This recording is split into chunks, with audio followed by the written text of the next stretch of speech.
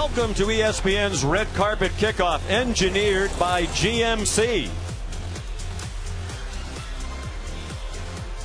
Tonight in New Orleans, we mark the 10-year anniversary of that emotional night when, against all odds, the Saints returned to the Superdome 13 months after Hurricane Katrina devastated New Orleans and the Dome. It took only a minute and a half for Steve Gleason to announce that the Saints were indeed back. His punt block led to the game's first score, a touchdown, and the Saints went on to a 23-3 win over the Atlanta Falcons. That play came to symbolize the rebirth of this city and is immortalized with a statue outside the Superdome. Hi, everybody, and welcome. Sean McDonough along with John Gruden. Delighted to have you with us. What a memorable night that was 10 years ago. Mickey Loomis, the longtime general manager of the New Orleans Saints, says, John, for him, that night is still number one. Winning the Super Bowl was number two. That's how much that night meant to this city. They're in need of a little bit of a rebirth again this season. They're 0-2, and history tells us if you're 0-3 in this playoff format, you don't make the playoffs. No team has. Well, 10 years ago, Sean Payton and Drew Brees came here to build the Saints football team. And when they started winning, it united everybody. They rallied the entire city. It was awesome. And wouldn't you know, 10 years later, it's the same two people, Sean Payton and Drew Brees, that have to rebuild the Saints again. And it's been tough on them. They have a lot of young players, and they have a slew of injuries. But with this crowd and with Sean Payton and Drew Brees, anything is possible. Atlanta Falcons have remade their team a bit. They still have the veteran quarterback in Matt Ryan. You expect a shootout tonight? I do. They have a great quarterback, a great receiver. They're balanced. They can run it and throw it. But I think if the Falcons are going to be for real, they got to show it on defense. They have really struggled in the first 2 weeks. They've added some players. They've added some team speed. They're led by a rookie middle linebacker, Deion Jones. They got to play better, or Drew Brees and Sean Payton will be a big problem. I think Deion Jones might be the most excited man in the building tonight. Rookie middle linebacker, calling the defenses from the coaches to the rest of the team on the field. Grew up in New Orleans. He's never been in this building. Tonight he is. Here's Lisa Salters. Sean, Deion Jones was 10 years old when Hurricane Katrina ripped through the city back in 2005. Jones and his parents got out of the city in his father's cab the morning before the storm hit. They were displaced for 7 months. Until tonight, when he got off the team bus, he had never stepped foot inside this building.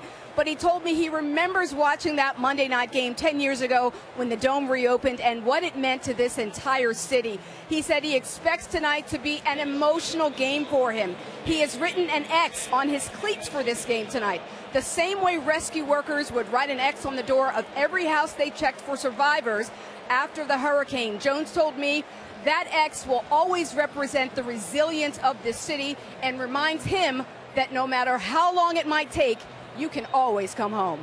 Sean? Great story. We'll look forward to watching him tonight. Time for tonight's Gillette Game Notes.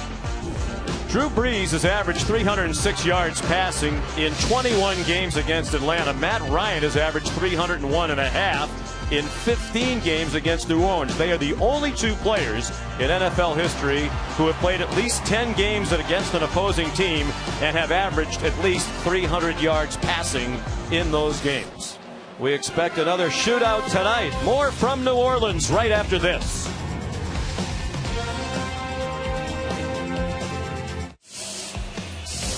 The New Orleans Saints take the field 10 years and 1 day after they made a dramatic return to the Superdome. That was 13 months after Hurricane Katrina ravaged the Gulf Coast. New Orleans welcomed a new head coach, Sean Payton, and a starting quarterback in Drew Brees. But it was a little-known special teams ace, Steve Gleason, who ignited the city's rebirth on the night the Superdome reopened.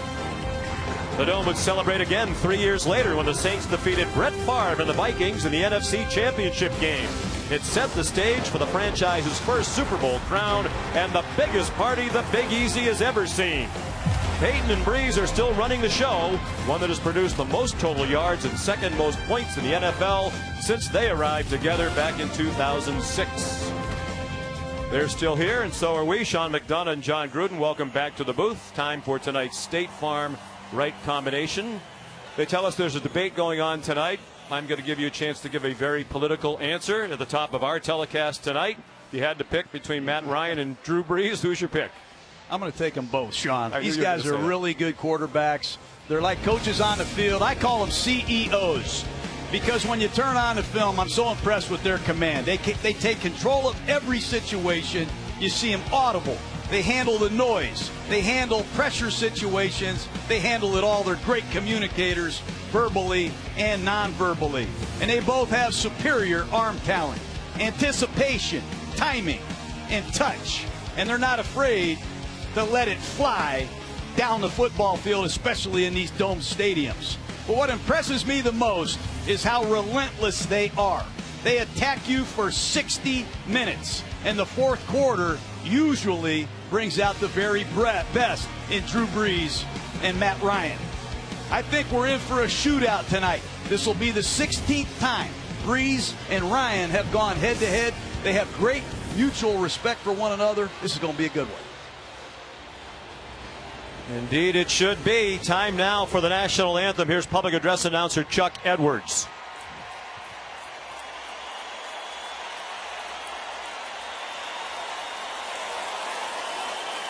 And now, to honor America, please welcome Grammy Award winner and the Soul Queen of New Orleans, Irma Thomas. Irma performed the Star-Spangled Banner 10 years ago with the late Alan Toussaint when the Mercedes-Benz Superdome reopened following Hurricane Katrina. Oh, say, can you see by the dawn's early light what so proudly we hailed at the twilight's last gleaming, whose broad stripes and bright stars through the perilous fight o'er the ramparts we watched were so gallantly streaming, and the rocket's red glare, the bombs bursting in air, gave proof through the night that our flag was still there. Oh, say does that star-spangled banner yet wave o'er the land and of the free and the home of the brave.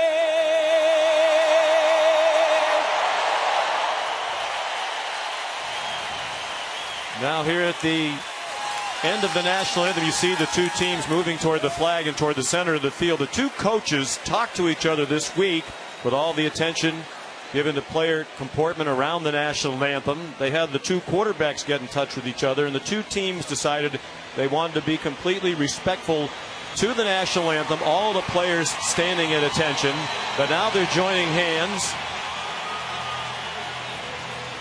and getting together for a moment of silent prayer, reflection, whatever the players choose to do, and coaches individually, with an eye toward what has transpired this week in Tulsa and Charlotte. They wanted this to be a sign of unity among these division rivals. Well done. You've been watching ESPN's Red Carpet Kickoff, engineered by GMC and their lineup of Denali vehicles.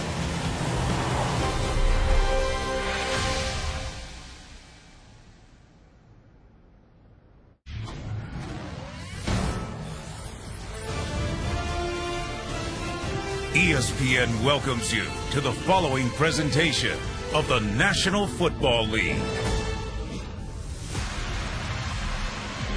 We're back inside the Mercedes-Benz Superdome and ready to go in front of another fired-up sellout crowd trying to root Drew Brees and the Saints onto their first victory of the year. Atlanta won the toss and deferred, so the Falcons will kick off. Matt Bosher to boot it away to Travaris Cadet and Marcus Murphy.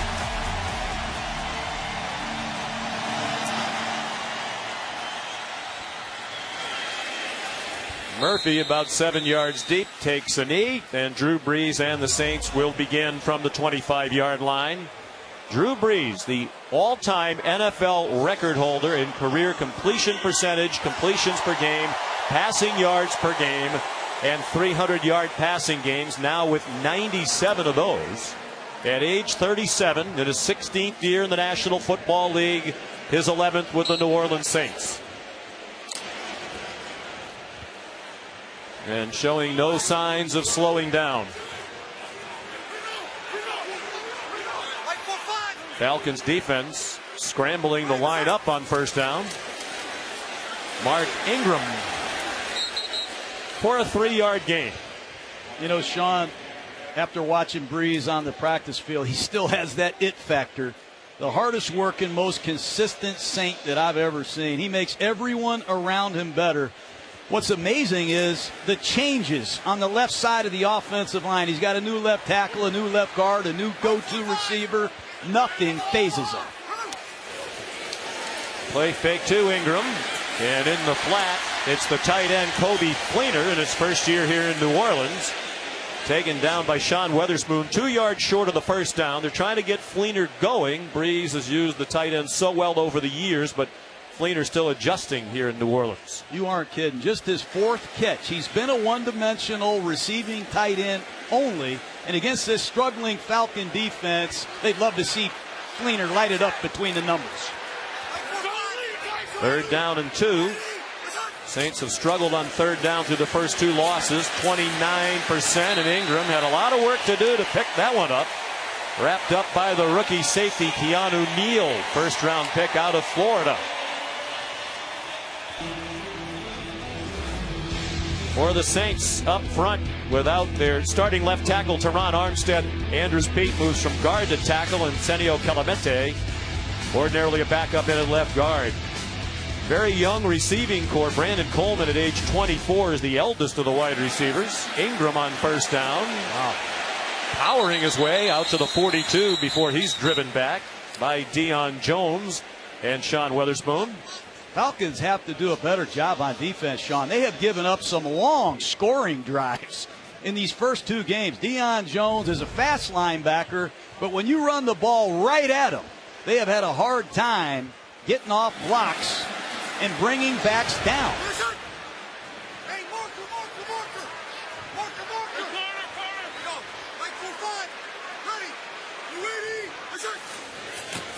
On 2nd and 4, the 4-man rush and a 1st down throw. It's Brandon Coleman, ordinarily their 4th wide receiver, but they're without Willie Snead out with a toe injury tonight, so Coleman moves up 1 spot in the wide receiver rotation.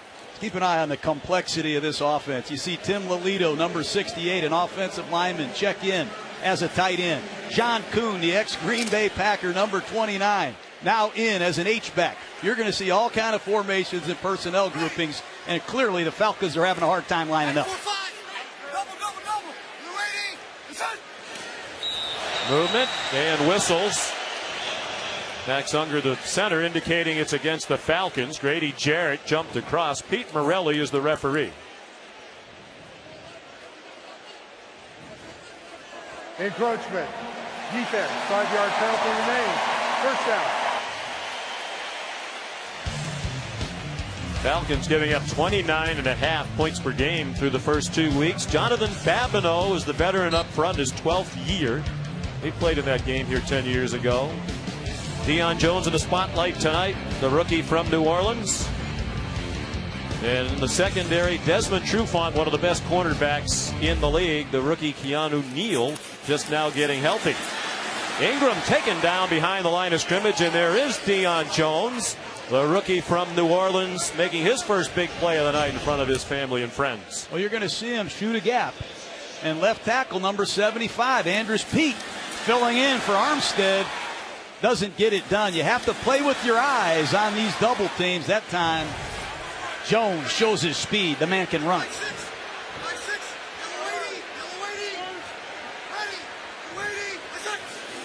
Second down and 5. The draw to Ingram with plenty of running room and another 1st down. Well, they're clearly making an effort to get the running game going tonight. That's a 7-yard gain for Ingram. Draw plays. You get the defensive line going this way and the pass coverage going that way, and it creates seams in the defense.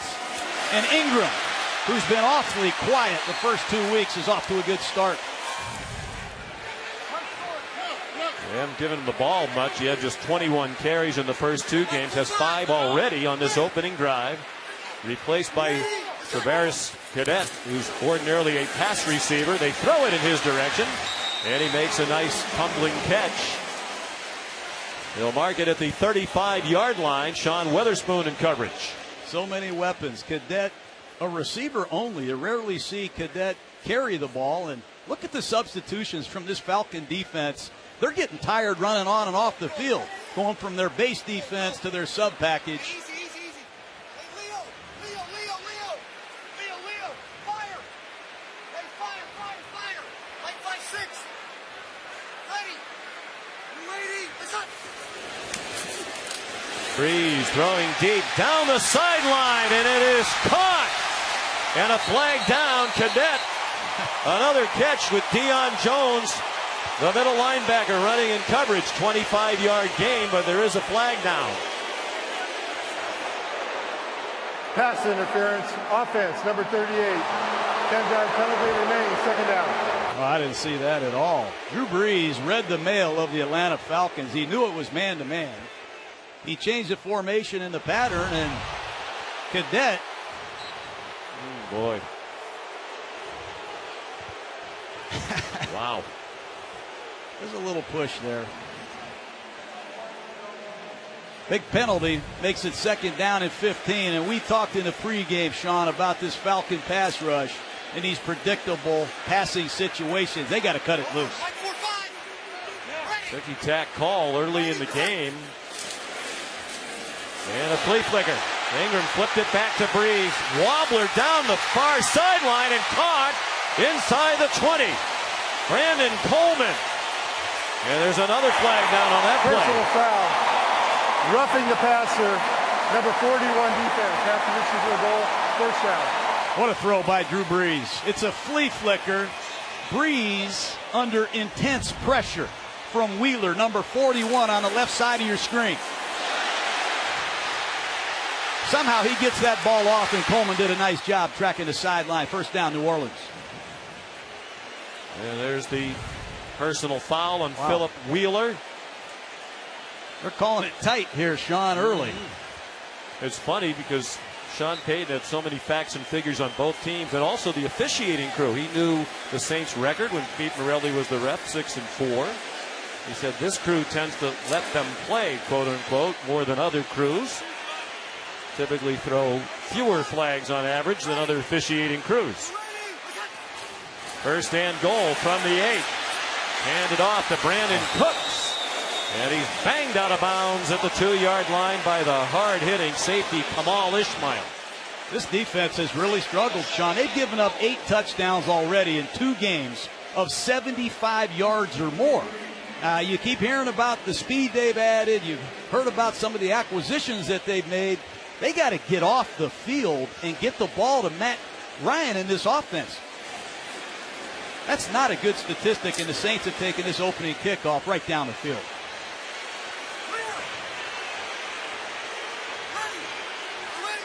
Second and goal. John Kuhn in at fullback. The play fake to Ingram. Touchdown, Kobe Fleener.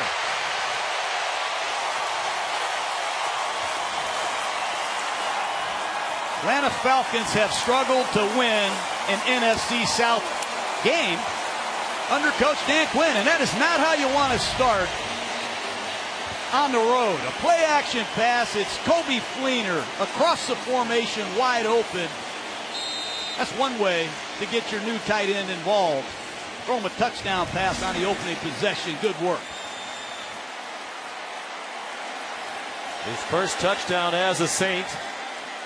Will Lutz, the 22-year-old rookie out of Georgia State who grew up in the Atlanta area in Noonan, Georgia, adds the extra point. Breeze 5 for 5 on the opening drive. 7-0, reminiscent of 10 years ago.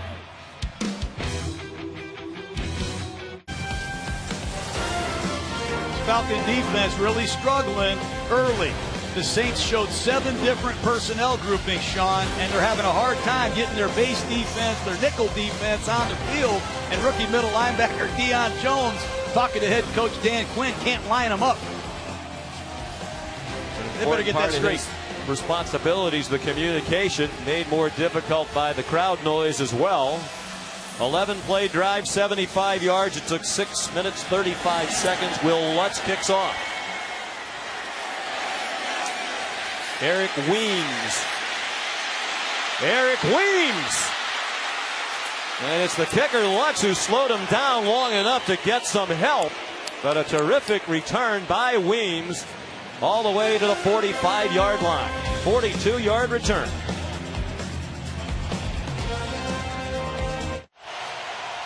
Matt Ryan back in a familiar spot with the familiar noise in the background here at the Superdome, having a terrific year. He's the leading passer in passer rating to this point in the NFL season. It is 9th year all with Atlanta out of Boston College. Hand signals to communicate they can't hear what he's saying. Devontae Freeman ahead for 2 yards. Nick Fairley made the tackle for New Orleans. Noise is going to be challenging, Sean. There's a lot more diversity this year in the Falcon offense, and Matt Ryan is spreading the ball around to all his receivers, and they're doing a great job with the play-action pass. Right away, they're into the no-huddle offense. It's been good to them. Freeman, nifty footwork, and a stiff arm to shed a tackler. He's across midfield. And finally taken down by James Laurinaitis. He just said to Sterling Moore, get away from me, as he picks up a first down. Well, that's why Freeman's in the Pro Bowl. Watch this run at real speed. You're going to see Roman Harper on the right side of your screen, not even touch him. And there's a beautiful stiff arm. That's a big-time run by a Pro Bowl back. You got to have a great stiff arm to fend off the inside-out pursuit. That's textbook right there. They marked him short of the line to make. It's 3rd down and 1. Pressure brought by New Orleans. And they are taking Ryan to the turf back at the 46-yard line. Led by Cameron Jordan. He's the best pass rusher they have in New Orleans. And they wanted to get Jordan on the left side against number 65, Chris Chester. But Jordan on the left side beats a fullback. That's a mismatch. And Julio Jones is well covered down the field. And Matt Boschert on the punt. He's had 6 blocked in his career. Michael Motti blocked one in the matchup last year. Special teams standout for the Saints. He's never had one returned for a touchdown. Collision at the back end, and now the ball is muffed. Tommy Lee Lewis was back deep for the punt, and it looks like Atlanta has recovered. They have. Reynolds came up with it for the Falcons. Leroy Reynolds. Tommy Lee Lewis, an unknown that Sean Payton wanted to see as the punt returner. There's nothing he can do.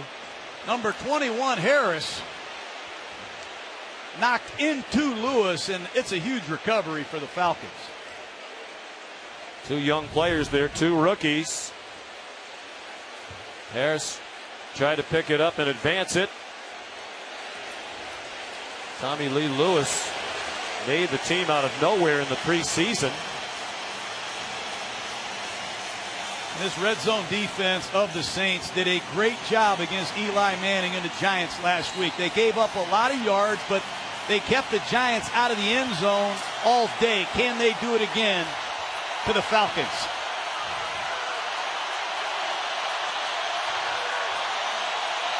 Well, a big break for the Falcons early from the 11. Ryan looking into the back of the end zone for Julio Jones.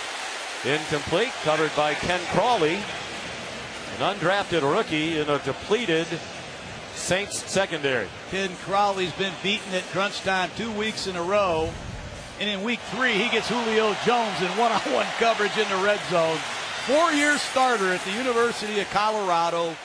What a story he is with all the injuries in this Saints secondary. He's going to have his hands full tonight with the great Julio Jones. We've already lost 2 starting cornerbacks, Delvin Breaux to a broken fibula. P.J. Williams last week in the loss that the Giants suffered a concussion. 2nd and 10 from the 11. That's a lateral to Tevin Coleman, who puts his head down and is very near a first down. Heavy collision with James Laurinaitis and Jairus Byrd. Coleman has really improved as a pass receiver. Had 7 catches coming in here. But Crawley 46, Roman Harper 41. Got to get off blocks. 9-yard gain. 3rd down and 1. Ryan and the Falcons looking for the tying score.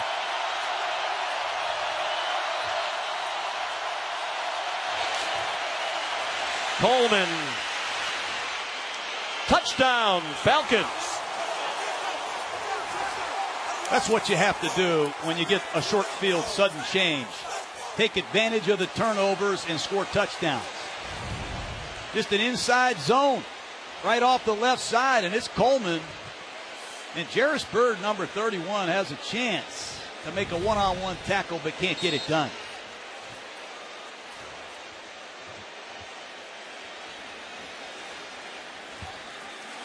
Told you it looked like a shootout, Sean. Yep. Sean Payton, you see, was perturbed.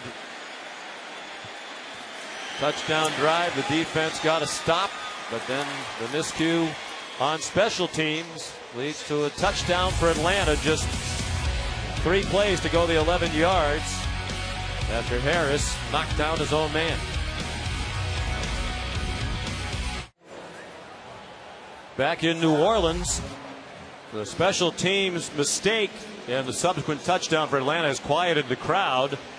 Sean Payton, his 10th season as head coach of the Saints, 87 regular season wins, 6 more in the playoffs. He's tied with Jim Mora, who's here tonight.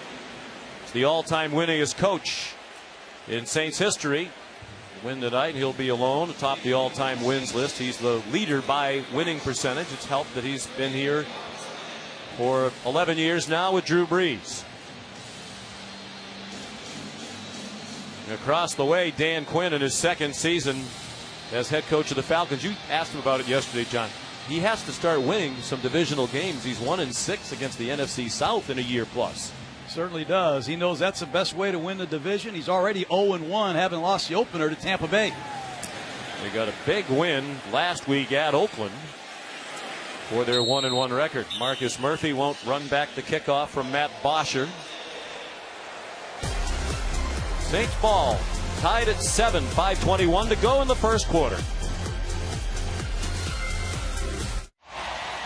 Sean McDonough, John Gruden, Lisa Salters, our producer Jay Rothman, our director Chip Dean, our terrific Monday Night Football crew, delighted to be in New Orleans for the Falcons and the Saints, spirited division rivals.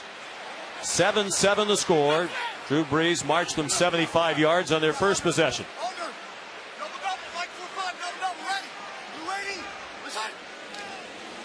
Movement again. No flags down, at least not yet. Brees throws a wobbler incomplete. Brandon Cooks in the crowd hit the deck. Desmond Trufant in coverage. Got to be offsides. Sure looked like it. The fans are booing. That's what they saw.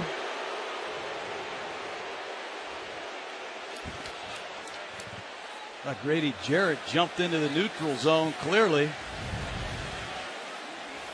Perhaps Lolito. No call. 2nd and 10.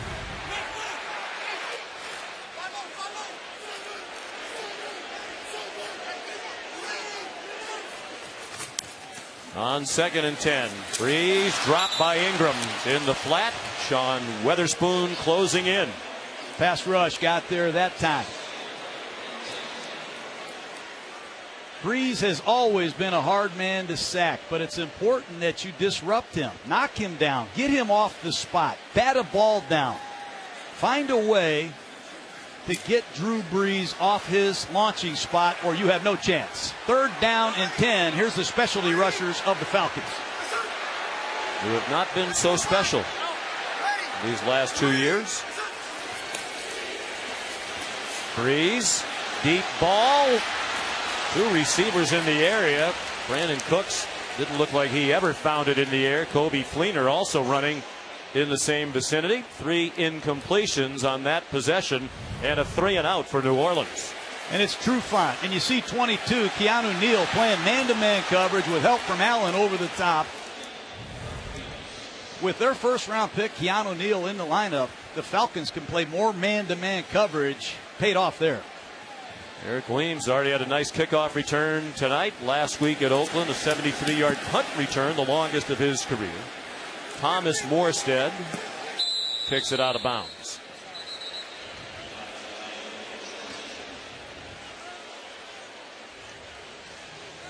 That mistake on the punt by New Orleans really took the air out of this building. A big help to Matt Ryan as he goes back on offense.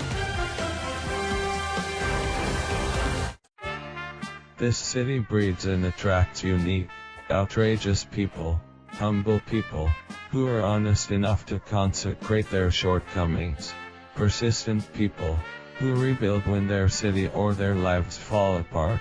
After Katrina, the people of New Orleans had spent 12 months being devastated, and frustrated, and angry. That Monday night game against the Falcons was their chance to release all those emotions, and to let the world know, the city of New Orleans was back. I've always thought of that Monday night game, the punt block, and the statue, as symbols for the people of this region, who chose to return and rebuild.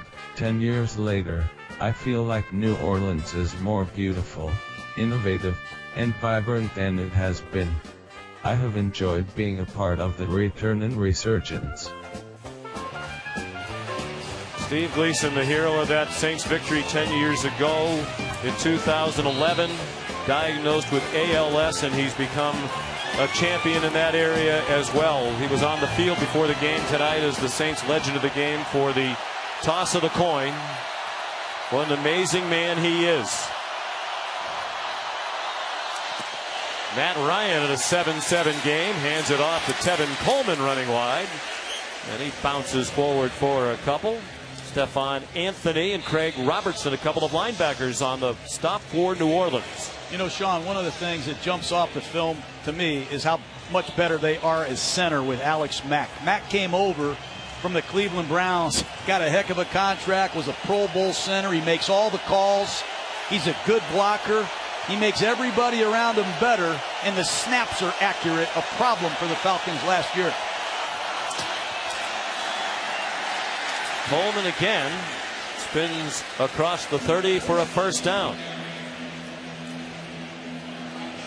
It definitely is a new approach this year. Last year, Coach, they leaned so heavily on Julio Jones and Devontae Freeman. This year, Kyle Shanahan, the coordinator, making a concerted effort to move the ball around. They want to snap it quickly. The Saints weren't lined up. Ryan throws, caught Mohamed Sanu across the 40 to the 41-yard line. Bad defense by New Orleans. They left Sanu, the ex-Cincinnati Bengal, uncovered, and that's the ball distribution you just spoke of. Kyle Shanahan has done an excellent job with this offense early in this season, using everybody, tight ends, receivers, and backs. We haven't even seen Julio Jones yet.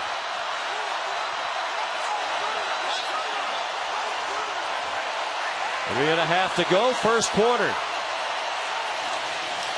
Saints crowding the line of scrimmage.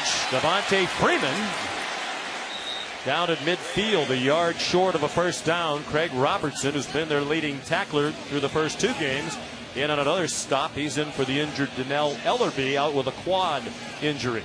When you have defensive linemen out like the Saints do, use a no-huddle offense and pound them. Play fake by Ryan. Wide open. The tight end, Jacob Tamme, their leading receiver through the first 2 games. He weaved his way down to the 41-yard line and a first down after a gain of 9.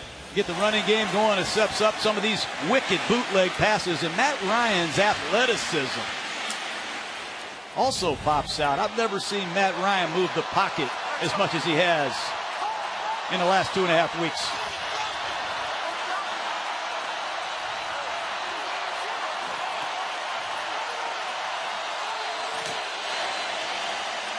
Freeman running right. Down to the 39 in the arms of Cameron Jordan. Met Devontae Freeman at the Pro Bowl last year, Sean. He's an all-purpose back. Not only a 1,000-yard rusher, but he caught 73 passes. You can detach him from formations. He can do it all. Quick set by Ryan. Tammy another catch. He's dumped a yard short of the first down by Ken Crawley with help from Craig Robertson. Tammy, a very reliable receiver. You got to look at a lot of film to see this man drop a football. Sure-handed, and you need that in the middle of the field. Saints again crowd the line of scrimmage, and they stop Coleman short of the line to make. James Laurinaitis, the middle linebacker in his first year in New Orleans after 7 with the Rams, for whom he's their all-time leading tackler, and a fourth down decision for Dan Quinn. You're going to see Laurinaitis on the right side of your screen, 52. Craig Robertson shoots a gap. Good hustle to the football. Fourth down and a long one. Got to be alert for a hard count in this situation.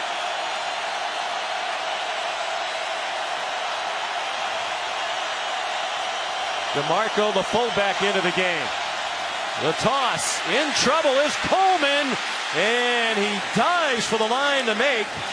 Roman Harper trying to yank him down. There is a flag down on the play. They're going to mark it as a first down. Horse collar on Roman Harper. And the speed of Tevin Coleman was the deciding factor. Let's hope he's okay. Personal foul, horse collar tackle, defense, 15-yard penalty, automatic first down. Roman Harper pressed into service with the injury to Kenny Vaccaro. I don't think that's a horse collar, but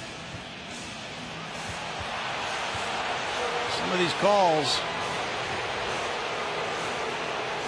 Well, they have included in the change of rules this year the nameplate across the player's back. But that looked like it was over on the edge of his shoulder pad. I'd like to bring in Jerry Austin, our rules expert, longtime NFL referee. What I see on this play, he reaches for him, but he gets the shoulder and pulls him, and he doesn't actually immediately pull him to the ground. That's not a foul. No political answer from Jerry on debate night tonight. Matt Ryan in the pocket. Throws a crossing pass complete. There's another receiver. Aldrick Robinson made the catch. This is uncommon for Atlanta. Robinson, Tammy, Coleman. A lot of different Falcons making key contributions on this opening possession, and Julio Jones checks back in. They love him in these red zone situations. Doesn't look like Atlanta will run another play unless they snap it very quickly. That's the end of the first quarter. Now, 10 years ago was a special teams play early that ignited the Saints' victory. Now it's a miscue on special teams that turned it toward Atlanta.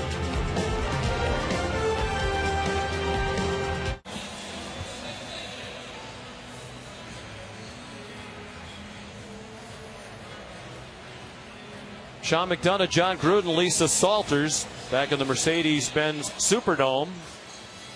7-7 after the first quarter.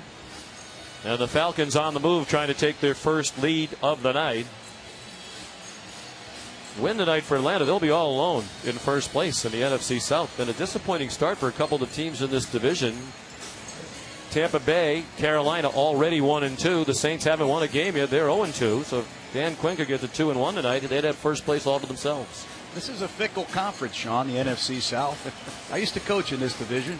You tell me that it was Breeze and Ryan who in large part got you out of coaching and into the broadcast booth with their success against your Tampa Bay Bucks. Shame on them. 2nd and 6.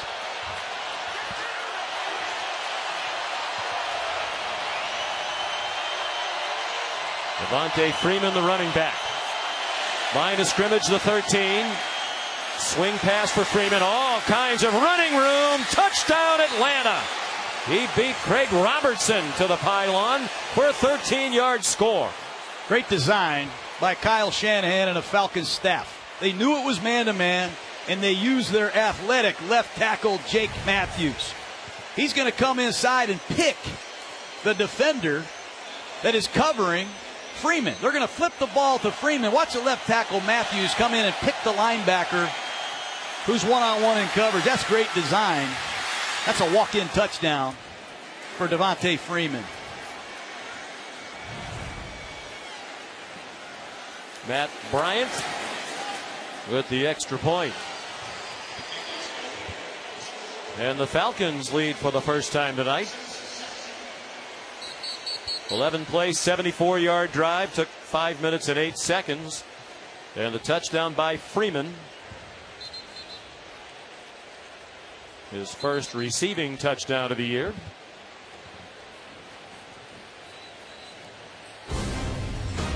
Next Monday night, we'll get our first look at what looks to be a beautiful new stadium, U.S. Bank Stadium in Minneapolis.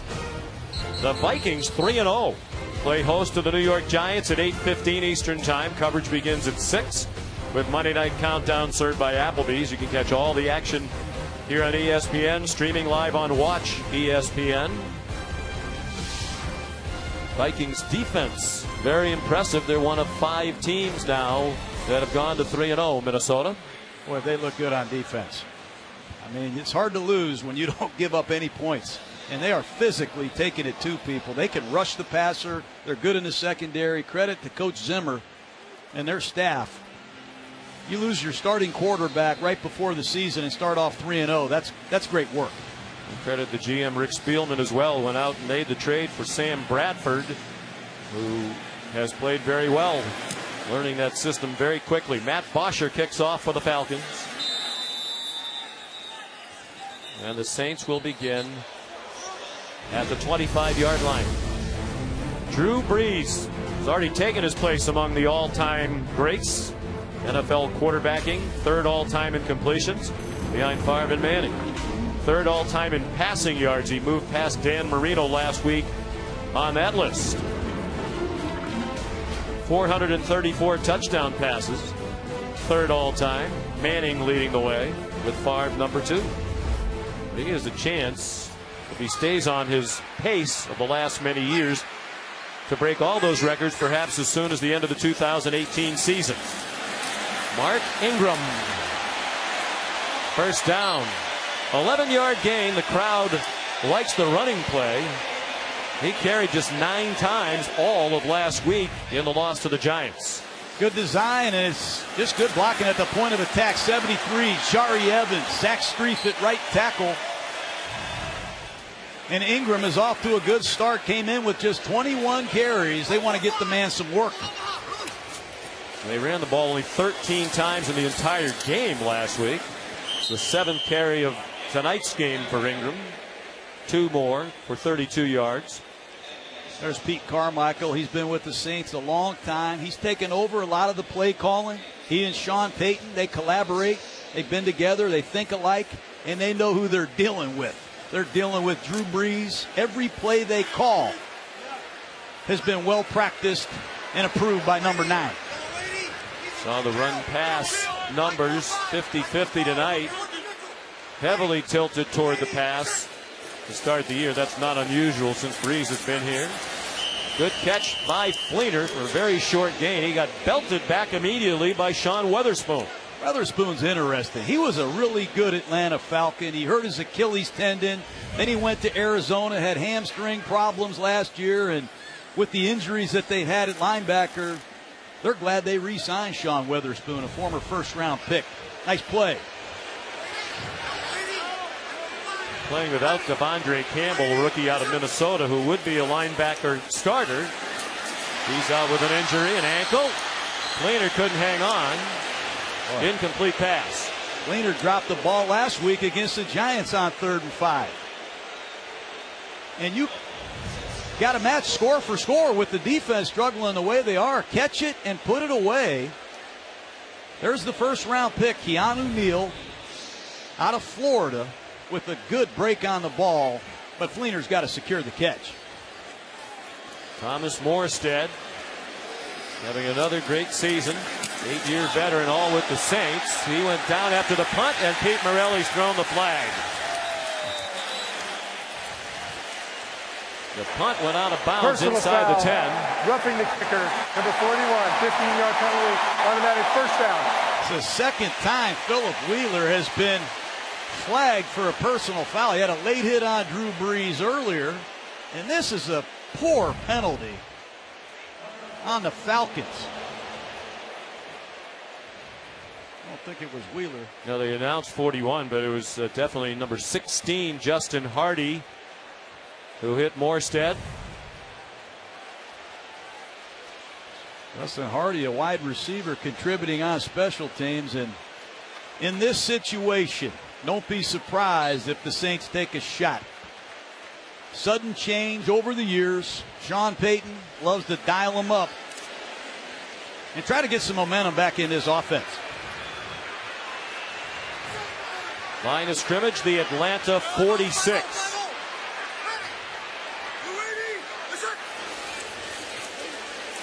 Four-man rush. They didn't get close to Brees. Ingram to the 39-yard line, taken down by Deion Jones, and then tempers flaring after the play. These teams hate each other. They've hated each other for a long time. The NFC South, the conference has taken roots in New Orleans. If they can win tonight, they're tied for first with everyone. Yeah, the entire division would be 1-2 if the Saints win tonight. 8-yard gain on first down. Tim Hightower.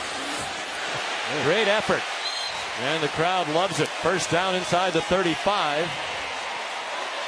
Powerful run by Hightower. Missed 3 years with knee injuries. There's a look at the standings entering tonight.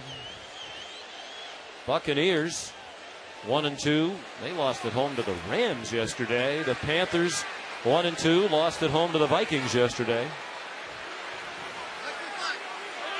Saints 0-2, but those 2 losses by a total of 4 points. By 1 to Oakland, by 3 to the Giants. Brees' pass batted down. It's what you have to do if you can't get there. That's the one Achilles heel that Brees has had over the years. He's had a lot of balls batted down. And when you know you're not going to get there, there's Tyson Jackson, number 94. Stick that long arm up and reject it. Nice work. Brees just 6 feet tall. That might be slightly generous. Cadet and Ingram in the backfield now. It's Ingram on the delay. Cadet, a nice block for him. They try to rip the ball out, but can't, and it's a first down to the 18-yard line. Robert Alford tried to wrestle the ball out. He settled for wrestling Ingram down. It's a 17-yard pickup. It's another draw play. When you can lure the defensive line one way and get the underneath coverage going back in coverage, there's some natural seams. But the Oakland Raiders ripped Atlanta last week with draw plays, and Sean Payton and Ingram are ripping the Falcons with draw plays again this week. Not often you can say the Saints have more rushing yards than pass yards, but that's the case right now. Brees has it batted down again. That's all we used to tell our defensive linemen. We played against Drew Brees twice a year. He's a hard man to sack. They know how to protect him. But if you can't get there, you have to find a way to reject a few balls. And that's a nice job by number 90, Derek Shelby, the ex-Miami Dolphin. First year with Atlanta as a free agent. Babineau got some pressure as well. Looked like he was being held. 2nd and 10. Under 11 minutes to go in the first half. Brees the quick pop. Brandon Cooks a yard short of the first down. Another tackle by Deion Jones. Boy, the ball comes out so fast. He's so quick to recognize coverages, and he processes information so fast, and the ball comes out even quicker. Here they come. Brees, some options. First down to the 3-yard line. Brandon Coleman. Looked like Drew had a couple of guys he could have thrown it to there. First and goal, the Saints looking for a tying score. I like our debate as well as any other debate going on. These two quarterbacks, outstanding at what they do. Total command of their offenses. They're quarterbacks that have autonomy to make decisions in any situation. Keep an eye on number 16 at the top of the screen, 6'5", Brandon Coleman. 12th play of the drive. Breeze, the quick slant, and a touchdown for New Orleans. Hard to stop that.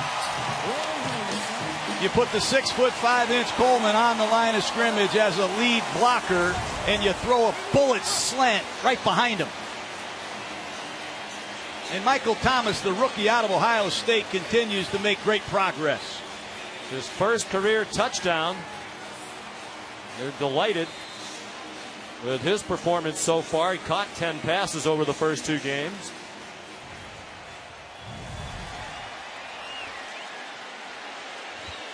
And now Will Lutz on to tie the game. It's 14 apiece. Thomas is going to keep that ball. He's the nephew of Keyshawn Johnson. Steve Gleason's iconic 2006 punt block captured on canvas by local artist, legend, the painter Frenchie, Randy Frechette. He specializes in capturing the images of New Orleans. And boy, does he do great work. Originally from Lowell, Massachusetts, but I think he left his Boston accent on the banks of the Merrimack River. He speaks like a local down here in New Orleans. He's been here a long time. I love Frenchie. Stuff's expensive, Sean. It is? Yes, it is. So if I asked him to come up here and paint a canvas of us in the booth, might be a little out of my price range? Yes. Yes, indeed. Can I borrow money from you? No, you can't. This was yesterday. Frenchie working on that recreation of Steve Gleason's punt block, and that's Rivers Gleason, Steve's 4-year-old son. Steve and Michelle were there with Rivers yesterday to witness the completion of that painting. Like, how much would one of those set us back? I'm not going to guess, but it's a lot. A couple $1,000s for you. Well, we just mentioned Frenchie. Might have driven some business to him. So anyway, there are rules against that. From the 25, Matt Ryan trying to set up a screen. Kevin Coleman zips ahead for about 7. He caught 2 passes all of last year. He came into today 3rd in the league in running back catches through 2 weeks. I would not want to be Dennis Allen, the defensive coordinator of the Saints. So many injured players. Defensive linemen, linebackers, corners. And you see Matt Ryan in a no-huddle offense with an array of talent.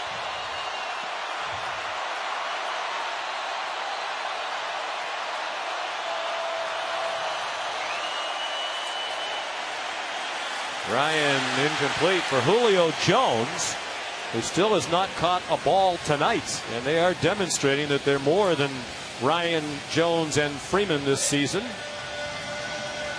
3rd down. This is a man-to-man situation. And if you look out on that field, number 28 has just checked in for the Saints. B.W. Webb, an emergency corner they just picked up.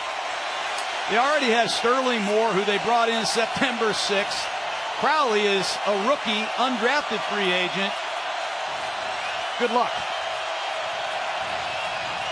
Without Kenny Vaccaro tonight, would be a starting safety. Out with a foot injury. Ryan steps up, takes off running, and has the first down. Needed to cross the 35 and did. James Laurinaitis chased him to the ground. They give him the 36. It's a great job by Matt Ryan. They're showing a blitz, and they're going to bail out of there. Matt Ryan gets fooled. It's a zone coverage, and he decisively put the ball down and got the first down in a 3rd and short situation. It's an element of Ryan I haven't seen much before. He's using his legs more than he ever has. 4-yard gain.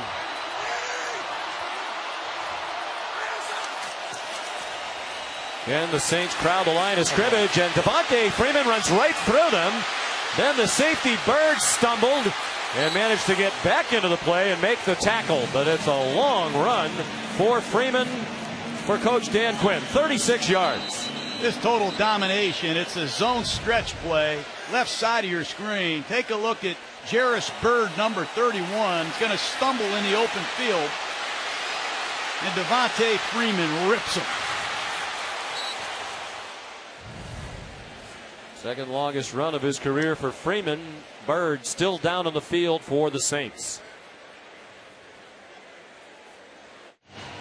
Jairus Byrd has battled injuries during his time here in New Orleans. He's on the sideline, but appears to be all right. 1st and 10 Falcons trying to reclaim the lead. They're at the New Orleans 28 in a 14-14 tie. Freeman chopped down by Nick Fairley, shy of the 20-yard line.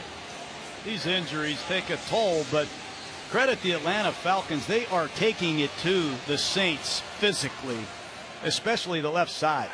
Levitri at left guard, Matthews at left tackle, and Alex Mack are going to work. Play fake to Freeman, and the ball was dropped and then almost intercepted. Mohamed Sanu got one hand on it, went off that hand and onto the fingertips of Roman Harper, but the veteran safety couldn't hang on. Just a bad throw by Matt Ryan. Tip balls in traffic are a problem. Surprised Harper didn't come up with that. 3rd down and 4. Can this young, inexperienced secondary of the Saints rise to the occasion?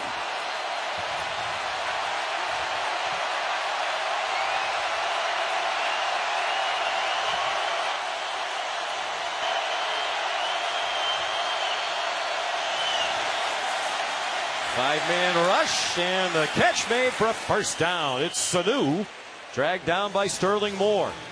Mohamed Sanu is tough.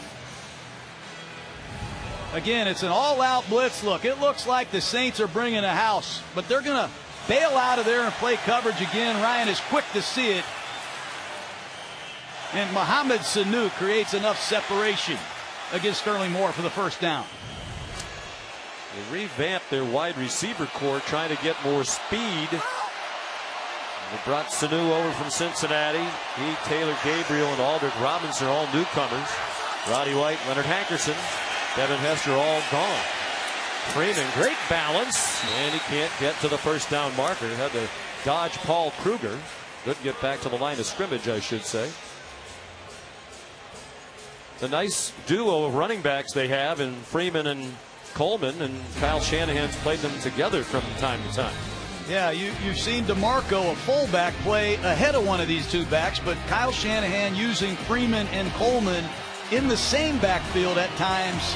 I think that's a great move when you have talented, versatile backs like those two. They combined for 164 total yards last week in the win at Oakland. 2nd and 12. Here's Sanu. Right down the numbers and almost into the end zone. 1st and goal, Atlanta. At the 2-yard line, Von Bell saved the touchdown, a gain of 16. Just what they did on the opening possession. They're playing a zone coverage. It's just a quick screen to Sanu. Nice block by Tammy. You see that athletic offensive line block the second level, and these quick screens are hurting New Orleans. Talked with Matt Ryan yesterday about Sanu. He said the first thing I noticed when he joined us is he's a lot bigger than I remember playing against him. He's every bit of 6'2", 210. Ryan throwing the fade for Julio Jones. Ken Crawley all over him.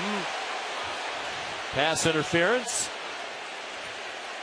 I don't agree with these calls. I don't know what you want Ken Crawley to do. Well, the officials conferring.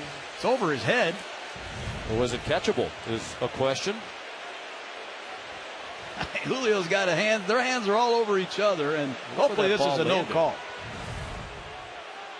It was catchable if you're a photographer. There's no foul on the play for defensive pass interference. 2nd down. Sean Payton can't believe his eyes. All the injuries that he's had. I don't think he expected Ken Crawley to be out here covering Julio Jones, but this is a tough game, and you have to deal with a lot of doses of adversity. Having a lot of inexperience playing together this early in the season is one of them. Even with all the injuries, they played well last week against the New York Giants. The Giants did not have an offensive touchdown against the Saints in a 16-13 New York win. Their one touchdown was on a blocked field goal return. Ryan, inside handoff. Tevin Coleman, touchdown Atlanta.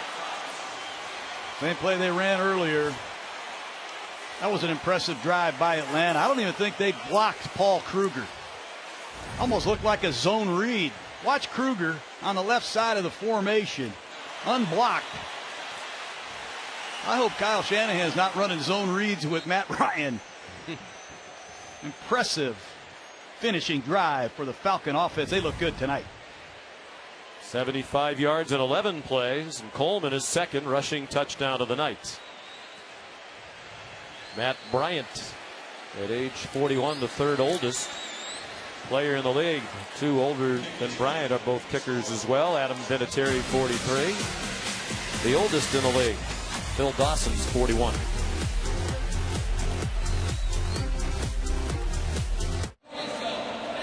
Welcome back to the Superdome in New Orleans, where this same matchup between the Saints and Falcons occurred almost 10 years ago to the day. But back then, it was more than just another Week 3 football game. On that Monday night, what happened in this building helped this city and this team announce to the world that New Orleans was once again ready to let the good times roll. Just a year earlier, the Superdome had looked like this. 35,000 evacuees took refuge here from Hurricane Katrina, despite the fact that the dome had no air conditioning, no running water, and just limited power. For too many of those evacuees, the Superdome became a hell on earth, but it was all they had. The damage left behind was so severe that many thought that this iconic building that had hosted some of the greatest moments in sports history had perhaps seen its last great play, and that perhaps the Saints would be forced to find another home in another city. But after $336 million in renovations and the year-long tireless efforts of 800 construction workers, engineers, and architects, the stage was set. New Orleans would get its dome, sweet dome back. And what better way to celebrate than under the bright lights of Monday Night Football. Sean? One of the most memorable nights for sure in the 47-year history of Monday Night Football. One of the most important days in the history of this city. Matt Bosher's kickoff, a touchback. So many people in this community, John, said if the Saints can come back, a lot of people thought we'd never be in this building again. I mean, it was a mess. People died in here, and there was tremendous damage to this building. But a lot of the people in this community have pointed to the Saints that they can come back. We can come back. We can rebuild. They thought they were going to lose this team. Yeah, when they started winning, it united this whole city. And everybody came together, and it was awesome. And football is a strange game, but the Saints really helped reunite this whole city. Yes, it helped that it was the first game in this building for both Drew Brees and Sean Payton. And they've had a lot to do with the winning that has taken place since they arrived. Brees' pass low for Brandon Cooks. He's thrown a couple of wobblers tonight. You just get the feeling looking at head coach Sean Payton that they have to score a touchdown every single time they get the ball. Every year you're a head coach, the mission changes, but this might be the toughest mission of Sean Payton's career. They're going to have to match the Falcons, it seems, score for score. Atlanta has scored touchdowns on their last 3 possessions. Draw, good call. And a nifty run by Tim Hightower. Sean Payton wasn't even sure he dressed tonight as he was pondering the inactives.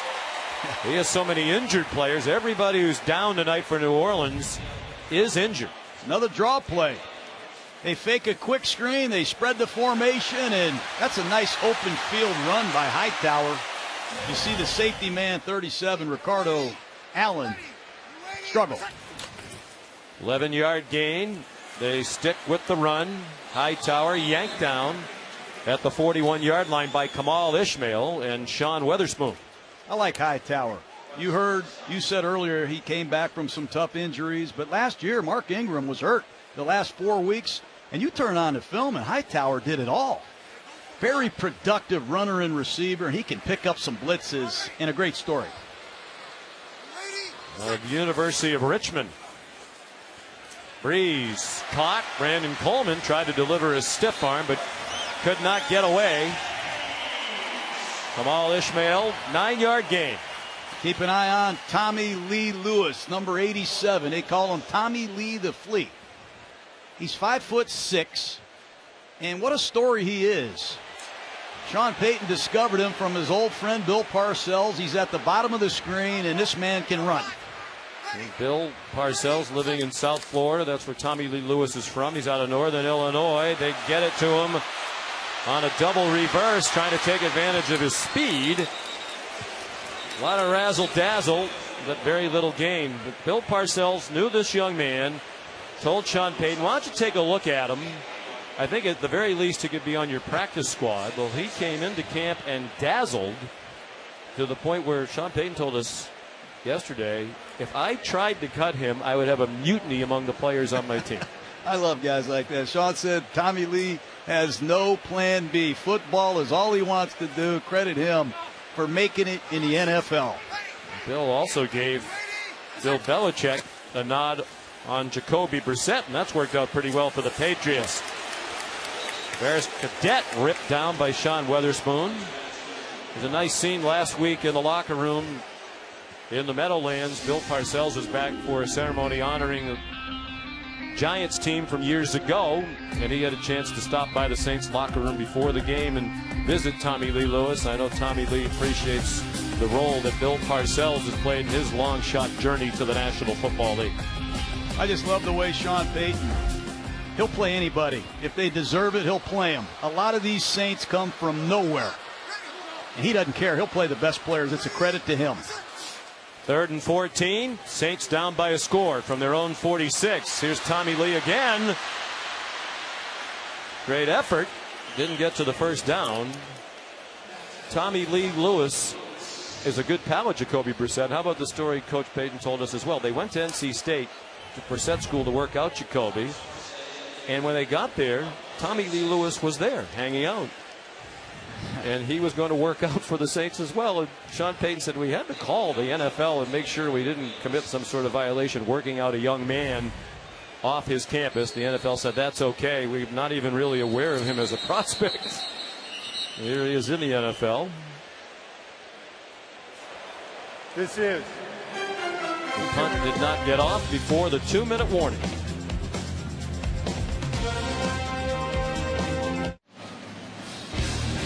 Let's take a look at the numbers for these two CEO quarterbacks, as Coach Gruden calls them, Matt Ryan and Drew Brees, at the 2-minute warning. Not big yardage totals. As we mentioned, they've each averaged more than 300 yards per game passing against the other team. They've run the ball. Both these teams have been impressive running the football, and both quarterbacks have been efficient. You got to keep an eye on the fake right here if you're Atlanta. Sean Payton has been known to try to steal a possession. His defense clearly struggling. I saw the Redskins fake a punt in similar field position yesterday that helped them win a game. Watch the fake. Very nice, subtle way to say something nice about your brother. Congratulations to Jay Gruden and the Redskins on the win yesterday. Big win. Morristed's punt will be downed near the 12-yard line. During the kick, holding, number 81 of the receiving team, half the distance of the goal, first down. So the field position a bit poor for Matt Ryan and Atlanta. Coming up on the Toyota halftime report, Chris Berman's final drive. Look back at some of the exciting action from the weekend. The gentlemen of First Take, Stephen A. Smith and Max Kellerman, on this debate night. We'll talk about the Broncos and the Patriots, two of the 5 3-0 teams in the National Football League, and we'll get an injury update on Russell Wilson.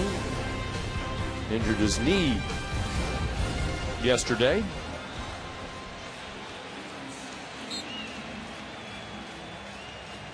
Good to see Jarris Byrd back in the game at free safety for the Saints. Got hurt on the previous possession. They need Byrd to intercept the pass.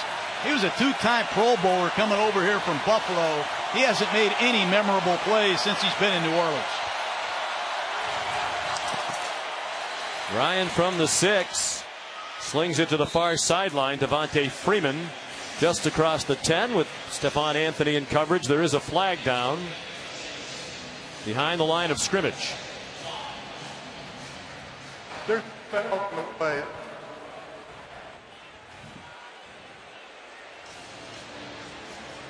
I believe he said there is no flag on the play. Second time they've picked up a flag, and Pete Morelli there sounded like a couple of members of our crew coming back from the Beyonce concert in the Dome here on Saturday night. I heard she was excellent. We were busy studying with great intensity for tonight's game.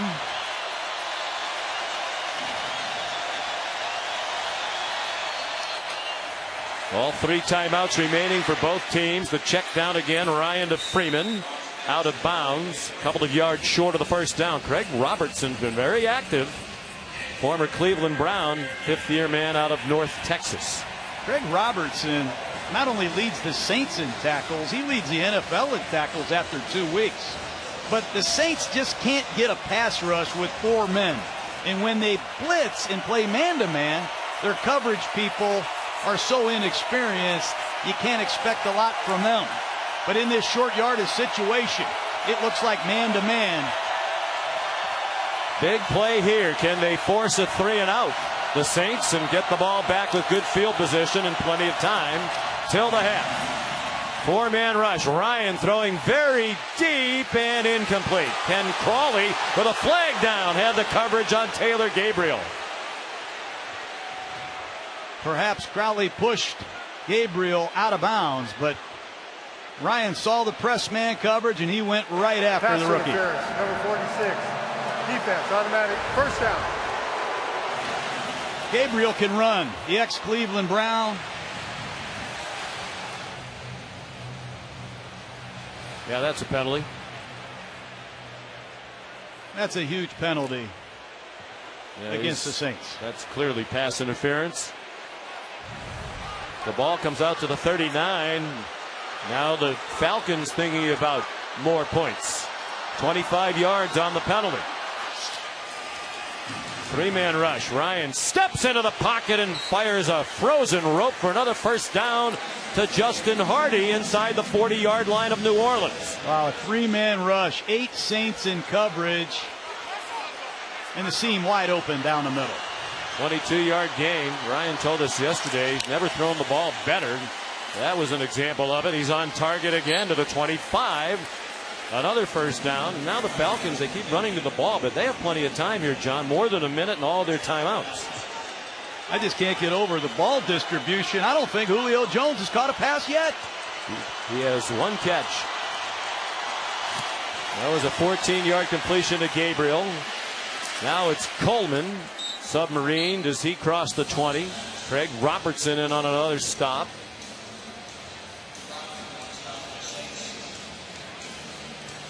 And a touchdown here looms large because Dan Quinn and his Falcons get the ball to start the third quarter. Timeout.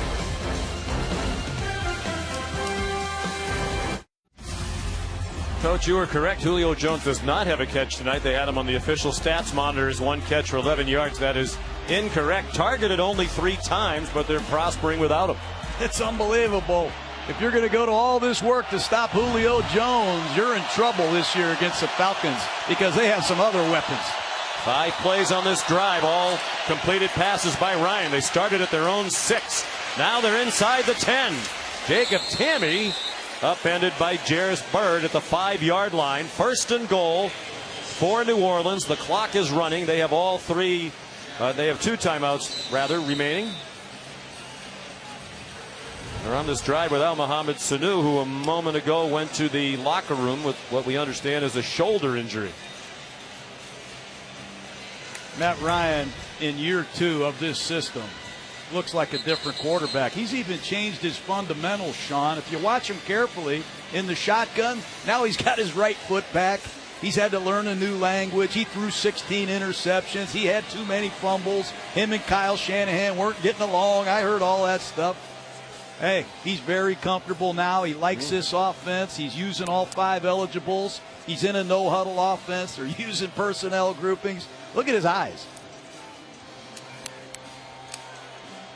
Well, he's always been an impressive guy. All those years doing college football games, John met with a lot of college football players. He was one of the most impressive when he was at Boston College, walking into the meeting room. You know, when Miami took Jake Long instead of Matt Ryan, that was the end of me. Then to some people in Miami, too. Fade. There's Julio. Was he in bounds? No. Ken Crawley in coverage. Ken Crawley. Give the man credit. You got to have amnesia. It's a long game. Anything can happen when you have Drew Brees on your team. Just get 1 stop. Left foot on the line. Atlanta continues to spread their formations out inside the 5, and it gives Matt Ryan a chance to look at the best matchup possible. Second and goal from the 4. 31 seconds to go until the half. Atlanta already leading by 7. Shovel pass. Lunging for the end zone, Justin Hardy. No signal yet from the officials. It's a touchdown, and they're ruling him down. Shy of the goal line, and now Atlanta needs to use a timeout, you would think. They've been running that play for years in Atlanta. Well, the clock runs all the way down to 9 seconds. Oh, I thought he was in.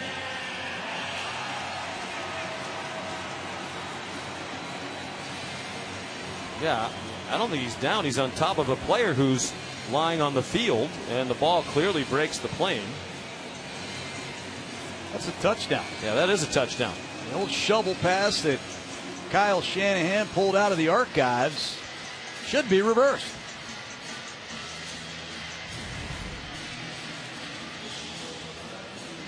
Hardy, who caught a ricochet touchdown last week against the Raiders. You know they're looking at this.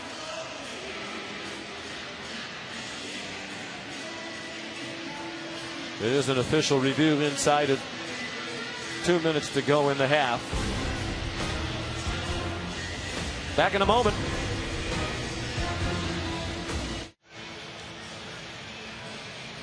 Dan Quinn, Sean Payton awaiting the ruling, and here comes Pete Morelli. After reviewing the play, the runner scored. It is a touchdown. Please set the game clock to 28 seconds. It's good traffic running by Hardy. Clearly a touchdown. Impressive 90-plus yard drive to finish the half.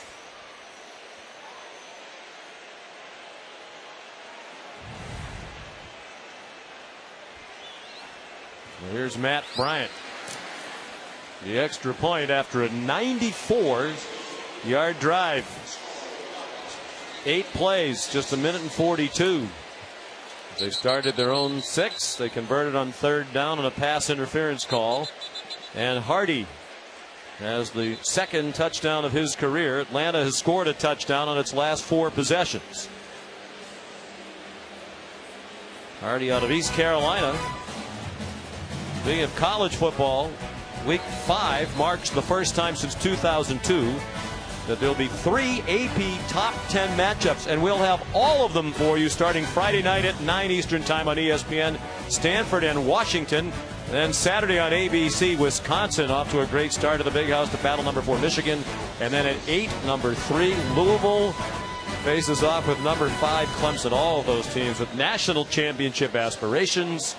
And all 3 games streaming live on ESPN app and watch ESPN. Your old school Tennessee had a rousing win.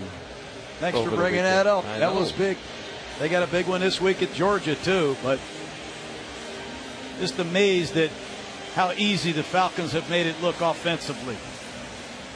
The 94th meeting between these two teams all time, and 28 points matches the most Atlanta has ever scored in the first half against New Orleans. They scored 28 back in 1969 with Bob Berry as their quarterback. Bosher's kickoff, a touchback. There is some time. 28 seconds and 1 timeout for Drew Brees. Credit to Drew Brees, Sean Payton. They're so positive. They're so patient. And there's so much pressure on them every time they get the ball to score touchdowns. I don't know how they do it with the struggles that they've had defensively the last few seasons. Injuries is an understatement. They are really undermanned on the other side of the ball, and there's only so much you can do.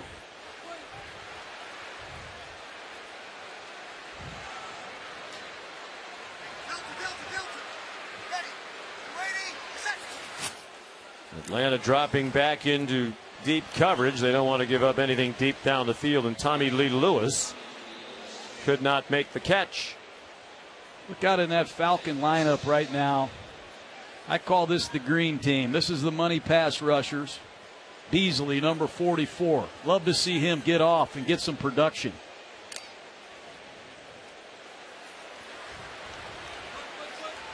They moved him from defensive end to strong side linebacker this year, hoping that might help. Brees under duress. Threw a wobbler over the middle in the direction of Kobe Fleener. And there was Vic Beasley right on cue, Coach, with a little pressure on Breeze. Speed. And you know who the mentor is for Vic Beasley? It's Dwight Freeney, number 93, 119.5 career sacks. He's a pro, Sean. He walks around the facility, studying his iPad. He's teaching young Vic Beasley some tricks. I like that, bringing in a veteran, future Hall of Famer to help your young first-round pick, Vic Beasley.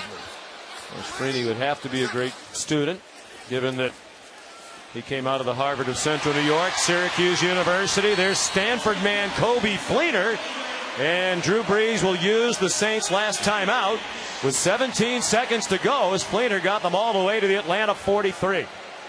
Well, it's that all-go special. 3 receivers running vertical, and Fleener's going to run right down the seam with 2 men outside of him running up the field. And the free safety, Ricardo Allen, he cheated to the wide side of the field, and that's too easy. I don't know anybody that's thrown more seam passes in the history of the world than Drew Brees. They throw that route, the triple seam, I call it. 3 guys going vertical on one side of the formation, as much and well as anybody I've ever seen. I got a great clinic reel of that, Sean. I'll show it to you in the offseason. I think I'm busy. It's always fun to watch film with you, Coach.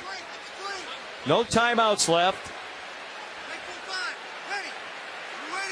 The long field goal here, 60-yarder, but Will Lutz has a very strong leg. Breeze, high throw off the hands of Cooks, and then almost intercepted. Desmond Trufant had the coverage. Ricardo Allen went diving after it and could not snare it. The only thing you don't like about Cooks is he's not the biggest receiver, and that wingspan sometimes makes it difficult on these down the field throws. Cooks has been a great pro. He's the leader now of this receiving corps, and with just a couple seconds left, will Drew Brees let it rip?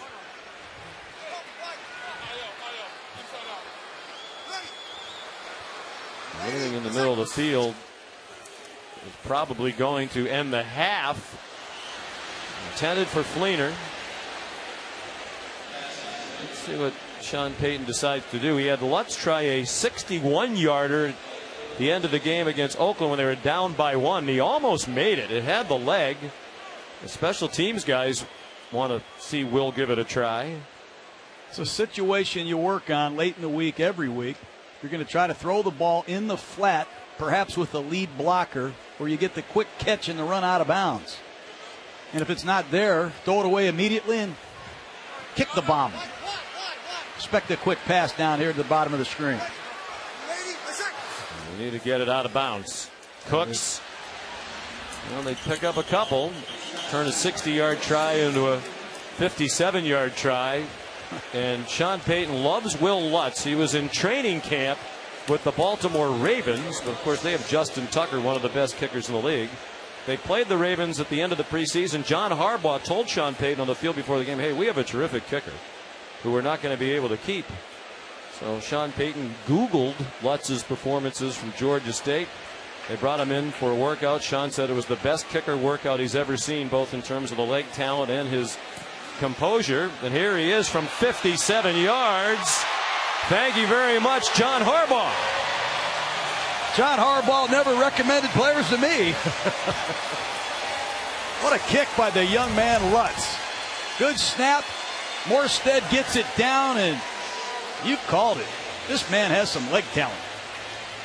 Sean Payton said, I never heard of this young man, but he'll be kicking long after I'm retired from coaching. A little bit of a boost as they head to the locker room. Now let's join Chris Berman for the Toyota halftime. All right, Sean, thank you very much. Always a treat to have Monday Night Football come from the Superdome, site of so much football history, not the least of which was that Monday night game you've been talking about 10 years ago between these two teams, the reopening a year after Katrina. Welcome to halftime. We would be remiss if we didn't offer our condolences, all of us at ESPN, to the family of Arnold Palmer, who we lost just 24 hours ago at the age of 87. He was a gentleman and every man in the true sense of the word. As a young man, he took golf from the sports pages to the front page. He truly was the king. Fitting perhaps, the marquee NFL game yesterday pitted the two teams from Arnie's native Pennsylvania, Pittsburgh at Philadelphia. Both were 2-0. Here we go with our final drive. And as a young man, Big Ben Roethlisberger helped the Steelers become NFL kings again. One day, Carson Wentz may do the same for the Eagles. Yesterday, Wentz immense. From whence he came to Darren Sproles. Whoop! And then Sprolesy. Whoop! Whoop! That's a big gain of 73 yards. The Eagles with a big lead. Fletcher Cox and the Eagles all over Big Ben, Philly. Hey, the last time they lost at home to Pittsburgh, 1965 at Franklin Field. Denver's defense, they made life miserable for Andy Dalton. Trevor Siemian, not one, not two, not three, but 4 touchdown passes for the rookie. Denver, 3-0, they win at Cincinnati. The Minnesota Vikings played some defense. Not 1, not 2, not 3, not 4, not 5, not 6, not 7, but 8 sacks of Cam Newton. Everson Griffin had 3. The Vikings are 3-0. Did we say 8? Kansas City got 8 turnovers against Ryan Fitzpatrick and the Jets, 6 of them picks. The Chiefs are 2-1. Harbaugh's heroes in Baltimore. A week ago, they block an extra point to turn a game around. They block a late field goal, setting up a chance for them to win it on a field goal. They're 3-0. They win at Jacksonville 1917. Did you hear that Norman and Beckham were giving each other a lift? But the biggest pass play of the game for Washington. Tress Way, fake punt. Quinton Dunbar, big play. Washington at the Giants. And then Dunbar, look ma, one hand with a big pick. The Redskins, they win for the first time. One-handed grabs, Doug Baldwin, Seahawks. One-handed grabs, Derek Carr. Yes, he grabbed the flag with one hand for Oakland. Terrell Pryor, he threw it. He caught it. He ran it. The first player to do it 3 times or more in those categories since 1964. Billy Kilmer of the San Francisco 49ers. Bad news, Pryor's efforts almost got the Browns their first win, but they lost in overtime in Miami. If Pryor were to start a quarterback next week due to another Cleveland QB injury, that would make 6 different starters in their last 6 games. If. Maybe Billy Kilmer should stay by the phone just in case. At the other end of the spectrum, in the AFC, Denver and New England are 3-0. Same as it ever was. The First Take crew weighs in when we return in 45 seconds. The fact that the Superdome had really been a refugee camp of sorts for a couple months prior to that, and the amount of work that needed to be done to get the Superdome back to where they could host football games again, but just what it symbolized and what it represented. It meant that New Orleans not only was coming back, but they were coming back stronger.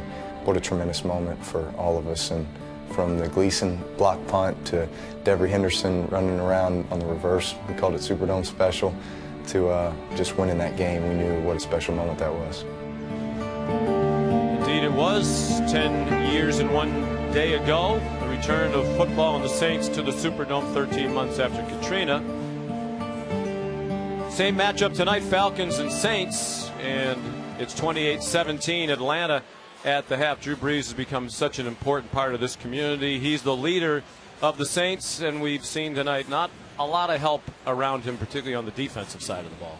No help, really, and you have to credit Matt Ryan and the Atlanta Falcons. The Saints are depleted on defense, are taking advantage of it. Julio Jones has no catches. The ball distribution has been awesome, and they've thrown some beautiful screen passes with great design. Indeed they have. Atlanta will get the football first here in the second half.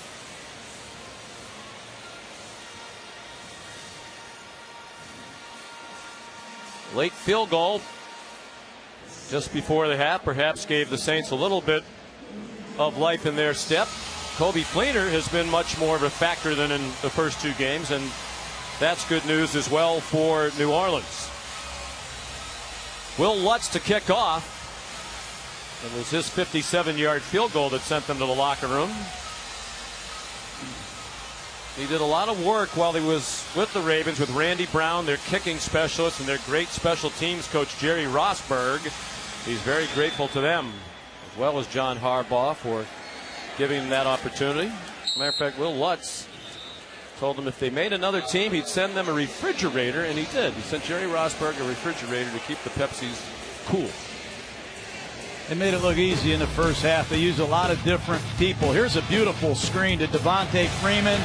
Left tackle Matthews blocks Robertson, who's covering Matthews. That's too easy. And then Mohamed Sanu against this soft cover, too, with linemen out front. It's a walk in the park for the Falcons. Then it's a shovel pass. They fake the toss to Tevin Coleman. There's Justin Hardy taking it to pay dirt. A lot of different contributors. Beautiful perimeter screen game by Atlanta. From the 25, play fake to Devontae Freeman. Ryan dodging all the traffic, now finds Freeman. And a big gainer to start the half. Out to midfield goes the former Florida State Seminole Devontae Freeman, run down by Craig Robertson. Well, it's a three-man rush. There is no rush. Four-man rush. I don't know if it is a rush. And Ryan has all day to find his check down receiver. There's three levels of your defense. There's level one, which is the D-line, and level two, the linebackers, and level three is the secondary, and all three levels are getting leveled for New Orleans. 26-yard gain on the opening play of the half. Another play fake and a pass incomplete for Julio Jones, thrown behind him.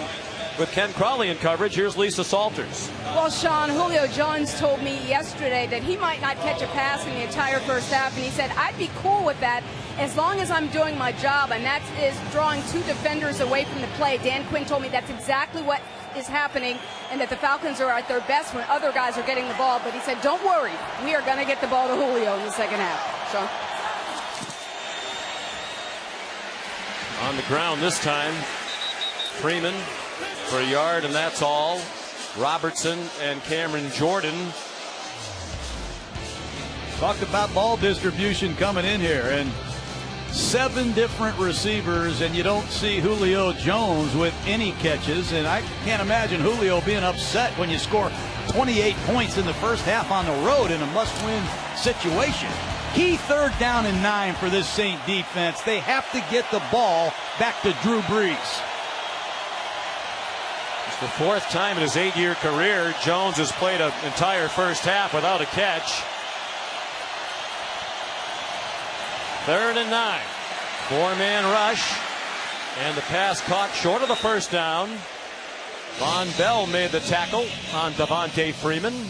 No hesitation, Sean. 4th and 1. Dan Quinn says, let's go for it. Here comes the heavy artillery. DeMarco at fullback. Look at the size of this tight end, Toy Lolo, number 80. We're going to take it right to New Orleans to start the second half.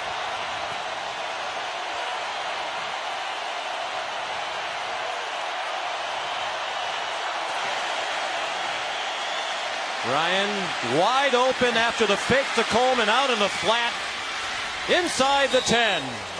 Jarris Byrd prevented the touchdown. What a call by Kyle Shanahan on 4th and 1.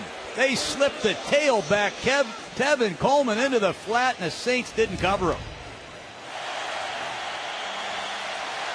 Beautiful design, and New Orleans blows the coverage, and once again Atlanta knocking on the door. Gutty call. And a 34-yard gain. Every time the Saints defense has a chance to make a big play, it cannot. Coleman already has 2 rushing touchdowns, and that's a walk-in for his 3rd. That's embarrassing.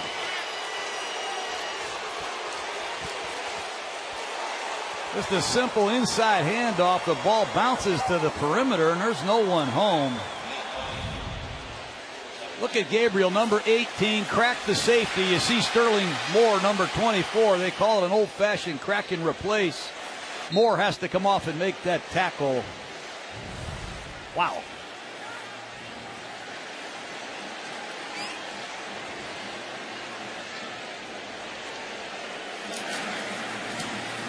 Bryant adds the extra point. Tevin Coleman had 3 career touchdowns, 2 career touchdowns prior to tonight. He has 3 tonight. Touchdowns in their last 5 possessions for the Atlanta Falcons, and they've taken an 18-point lead. Personal foul, grabbing the face mask. Number 99, the defense. A 15-yard penalty would be enforced on the kickoff. The extra point is good. Paul Kruger called for the penalty. Big night for Tevin Coleman, the 2nd-year man out of Indiana.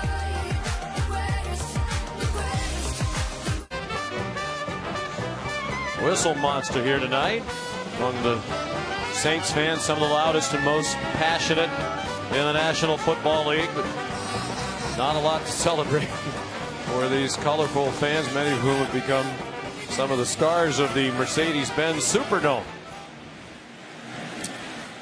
After the penalty to kick off from Bosher from the 50, and he sent it over everything behind the uprights. Drew Brees had a good first half. They had balance. They scored 17 points, almost 200 yards of offense. They got it going early with Kobe Fleener, and then Brandon Cooks set up a short touchdown pass to Michael Thomas right before the half. Kobe Fleener set up a long-range field goal, but they're down 18 points. Got to score every possession if you're Drew Brees and the Saints to have a chance.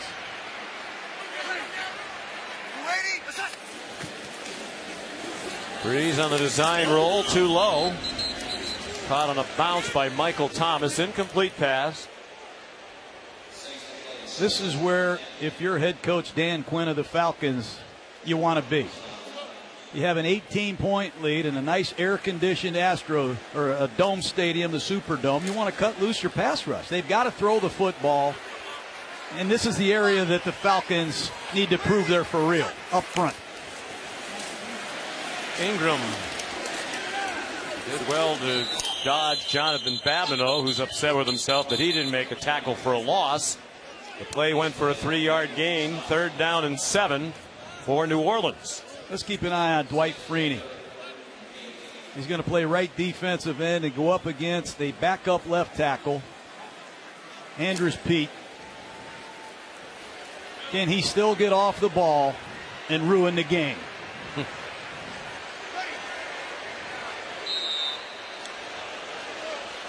Timeout, New Orleans. First team timeout, 30-second timeout.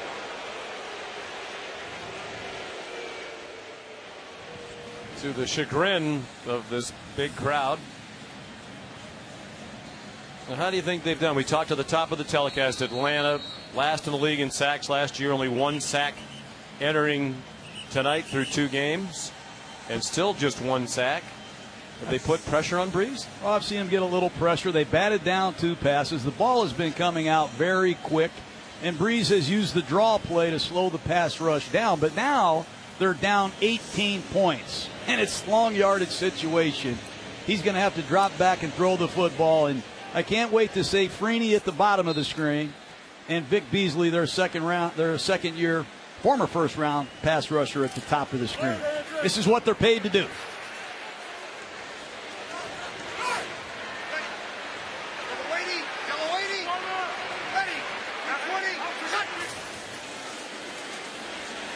No pressure at all. Brees lofts one, 1st down. Big play for the Saints, who really needed one. They got it from Michael Thomas to the Atlanta 47 for a 25-yard pickup. That's great design.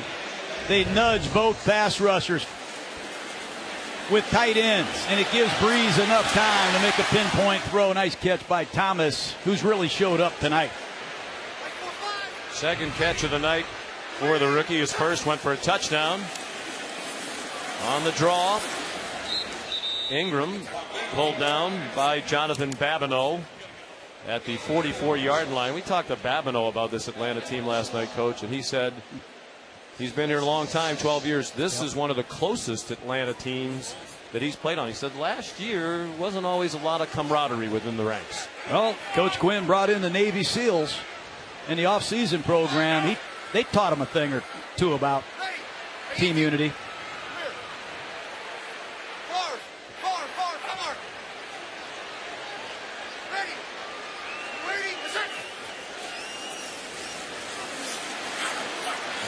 Brees, open receiver, and a 1st down to the 20-yard line. Travaris Cadet, 1st down. Making it look easy on this side of the ball as well. Just a flat and up by Cadet, and he fools Weatherspoon badly. Ball slightly underthrown. Nice adjustment by Cadet, who really is a good receiving back. 5th-year player out of Appalachian State. Was with New Orleans, went to New England and San Francisco last year, and is now back with the Saints.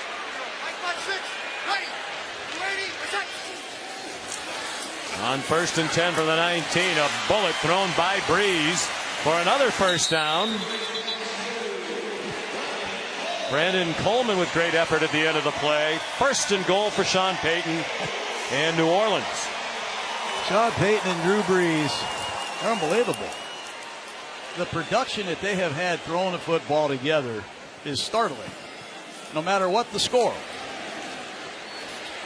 they're going to move the ball, saying it until the end.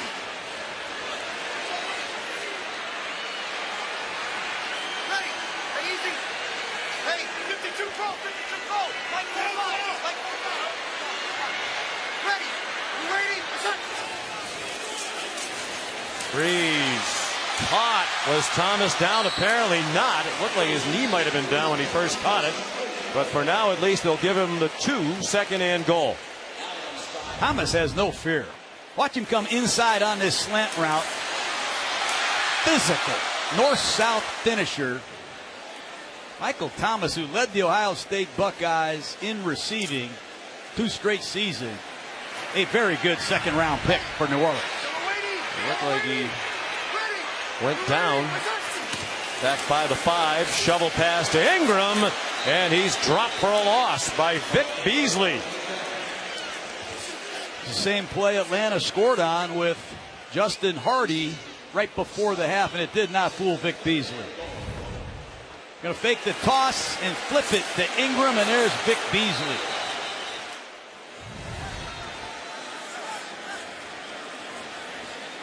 Ingram comes off the field. On 3rd and goal. That's the first tackle tonight, by the way, credited to Vic Beasley, who did not have a tackle in their opener. John Kuhn, the fullback, gets the call for the New Orleans touchdown. John Kuhn, the ex-Green Bay Packer, can do a lot of things. That time, Atlanta played zone coverage, and Drew Brees handed the ball right behind Max Unger, number 60. And New Orleans is going to go for 2. Wide. When you kick the extra point, it's an 11-point game. 2 scores. 8 and 3 gets you tied.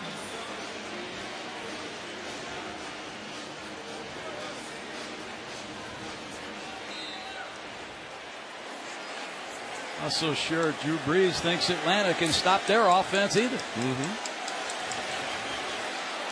Well, it's a shootout. Sean Payton and Drew Brees want every point they can get. And they had a play they liked. Mark Ingram with the 2. Tommy Lee, the flea, came flying across the formation. They fake him the ball and flip it to Ingram. We have a ball game. Version of the flea flicker.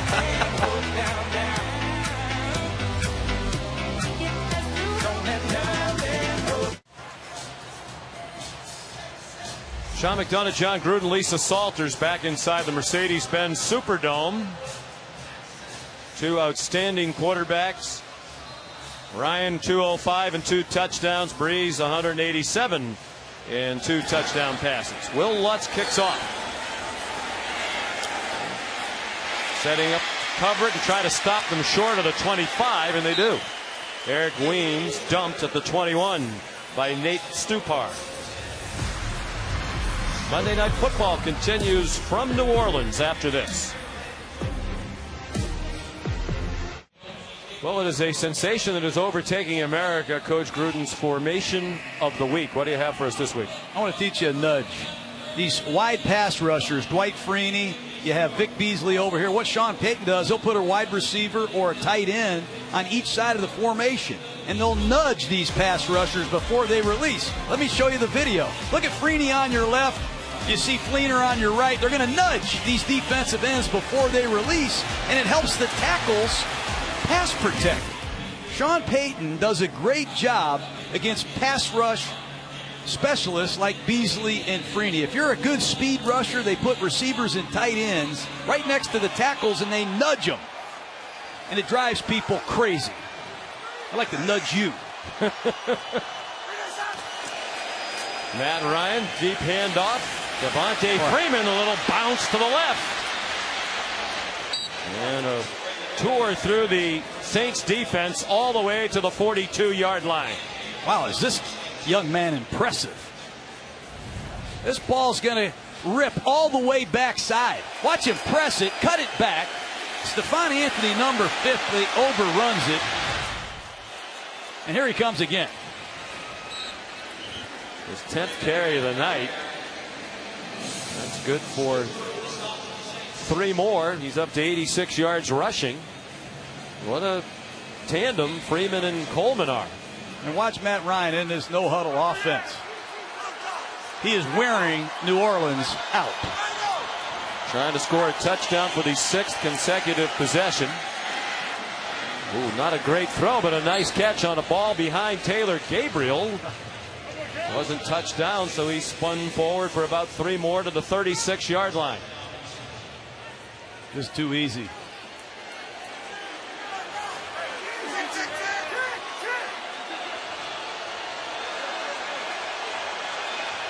$19-yard completion to Gabriel. Ryan got it off, and it's nearly intercepted by Jairus Byrd. Run these bootlegs. The end man on the line of scrimmage is often unblocked, and that time Stephon Anthony has a chance applying the pressure, and you see Jairus Byrd close in late. 2nd down and 10. The Saints need 1 stop. The only stop they've had is on the opening possession, but they fumbled. They had a fumble on the punt return. Can they muster 1 stop to give Breeze a chance? Another play fake and another deep throw by Ryan, caught by Julio Jones. His first catch of the night, and it comes with under 6 minutes to go in the 3rd quarter. Ken Crawley had the coverage. Just a simple square in. Once again, it's Crawley, and no one covered DeMarco in the flat, and Matt Ryan is up and at him again.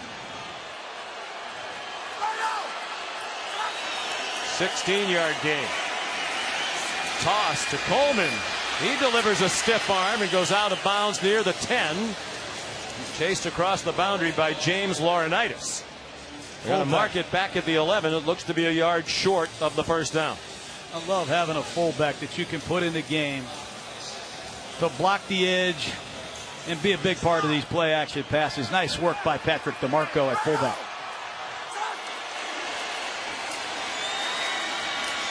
Coleman has already rushed for 3 touchdowns tonight. He's the 2nd player in the league this year to rush for 3 touchdowns in a game. Matt Forte of the Jets did it at Buffalo.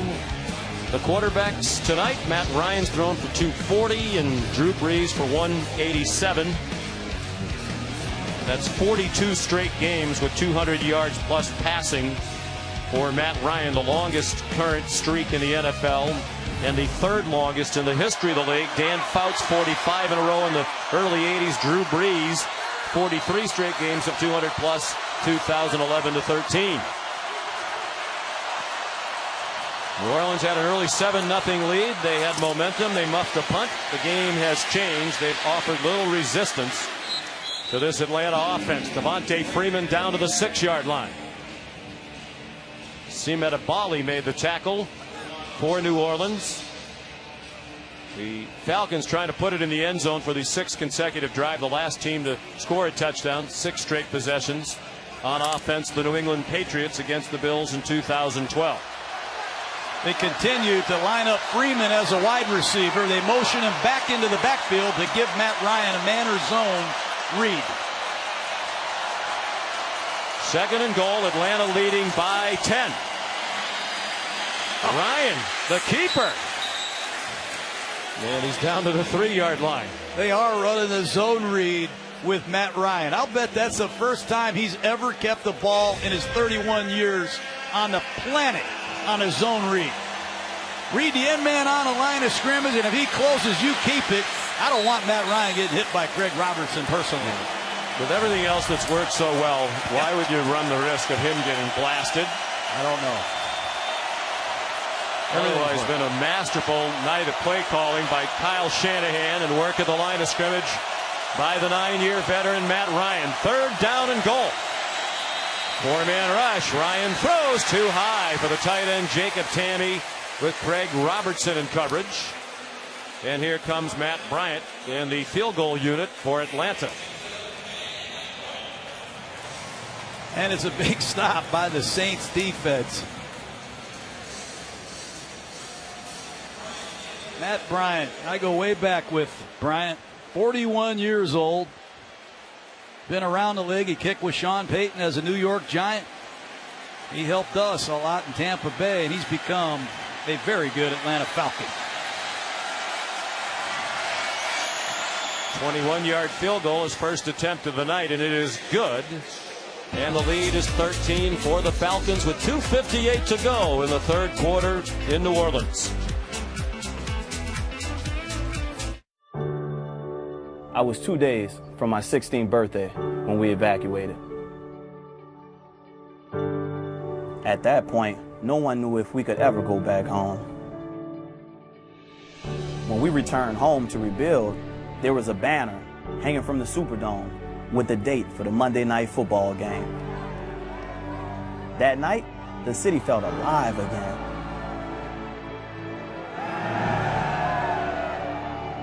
I was serving food in the 200 level suites when out of nowhere, the entire dome erupted. The rebirth was in full effect. In that moment, we could smile and truly believe we were home. Corey Taylor, former waiter in the suites, 10 years later, very important member of our crew. It's okay, you look toward the camera, Corey, and smile. Too busy doing his job. And we talk about what people endured. His family went to Lake Charles, Louisiana. 4 weeks later, that got hit by Hurricane Rita, destroyed the house he was staying in. They had to evacuate again to Vicksburg, Mississippi before returning to New Orleans. Bosher's kickoff is a touchback. Very resilient people, and that's an understatement. I got a lot of friends down here in the Bayou, and can Drew Brees find a way to keep the Saints in this game? They're going to have to score, obviously, touchdowns every time they get the ball. Their defense is just too much a liability. 7 kickoffs for Bosher, all touchbacks, so New Orleans begins again at the 25-yard line.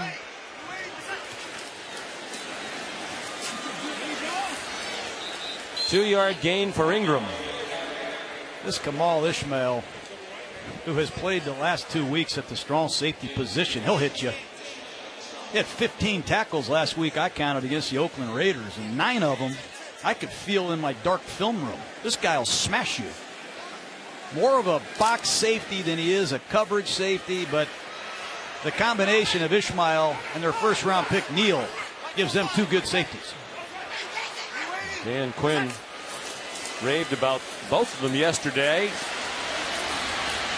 Tommy Lee Lewis has the first down. Got across the 35 to the 36. Hand fighting along the way with Robert Alford. 9-yard gain for the rookie. It's bad coverage. They don't even cover the flat. You got 3 deep and you got 4 underneath. You have somebody in the flat, somebody in the hook, and Atlanta blew another coverage. And the Falcons defense sufficiently leaky that if the Saints ever could get a stop, who knows what might happen. Michael Thomas wrestled down, but that's another first down. A pickup of 12, another tackle for Robert Alford. Michael Thomas is a very physical runner after the catch. And for a rookie to come in here and play this big a role in this kind of an offense with this quarterback, he's got to have a lot of football intelligence. And Johnny Morton, their receiver coach, has fast-tracked him. He's one of the best in the league. Like 5-6 left, ready. You ready? Here comes a blitz, and they get to Brees. Just a second sack of the season for the Atlanta Falcons. Desmond Trufant, the terrific cornerback, on the blitz. Good call. by Richard Smith, the defensive coordinator. Trufant rarely blitzes. Breeze wasn't expecting it. Impact sack for this Falcon defense. Hey, if you can't get there with a four-man rush, Sean, dial up some blitzes and use your Pro Bowl corner if needed. Second career sack for Trufant in his fourth year out of Washington on the delay. Ingram gets them back across midfield to the 47, but there is a flag down back behind the line of scrimmage. Holding. Number 82, the offense. 10-yard penalty remains, second down. That's unbelievable. Yeah, holding on a draw play. The draw plays have given Atlanta fits tonight. And when you're a tight end blocking a linebacker way downfield, just keep your hands inside. That negates a huge run by Ingram.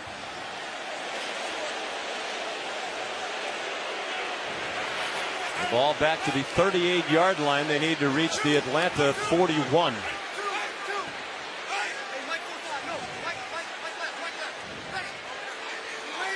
Second and 21, final seconds of the third quarter.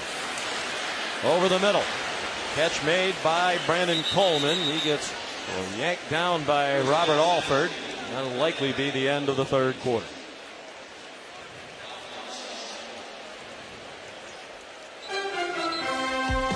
On to the fourth quarter we go. Atlanta leading.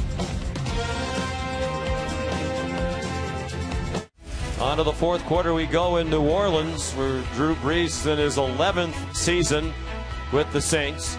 His first 10 in New Orleans, the most productive 10-year span of any quarterback in the history of the NFL in any 10-year span, and it isn't even close.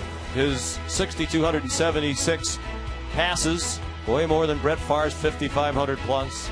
The completions substantially more than Peyton Manning, as are the passing yards and the touchdown passes over the best 10-year span of Peyton Manning's legendary career. Here's a guy who's certainly going right into the Hall of Fame as soon as he's eligible, Drew Brees. And he's had a lot of good players with him, Sean, but he's never had a Pro Bowl receiver. You look at him now, he's going to get into the huddle with a bunch of 22 and 23-year-old wideouts. Amazing, sustained production with so many different teammates. And everybody knows he's throwing it. He's now thrown 303 straight passes without an interception. Longest streak of his career, longest current such streak in the NFL. Pulled it down, took the check down, work to do for Ingram. He has the first down. They were looking at second and 21, and they convert. Ricardo Allen made the tackle. Watch these nudges, Sean. Watch Ingram and Cadet nudge the defensive ends before they release. Just enough to help the offensive line give Brees the protection to look downfield and get to his outlet. This is a great offensive design. It has been for years. And Drew Brees handles all the complexity better than anyone I've ever seen.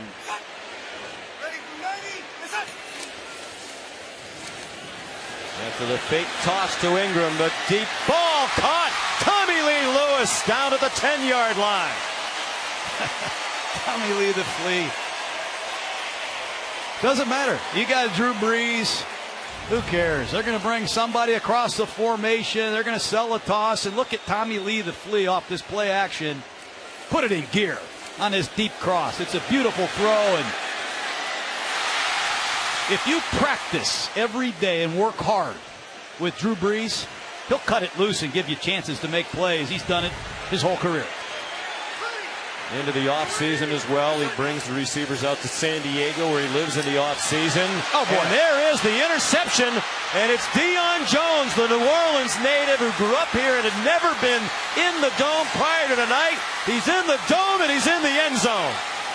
Touchdown, Atlanta Falcons. Drew Brees got fooled by the coverage. He thought it was man-to-man, and I think number 34, Ryan Poole, gets a piece. Watch Brees. He's going to throw this ball. He thinks it's man-to-man coverage. Poole tips it, and there's Deion Jones. What a story he is. What a thrill for that young man to come back home. Dan Quinn, he's so fired up. You don't meet many head coaches with that kind of energy and enthusiasm, do you, Sean? No, indeed.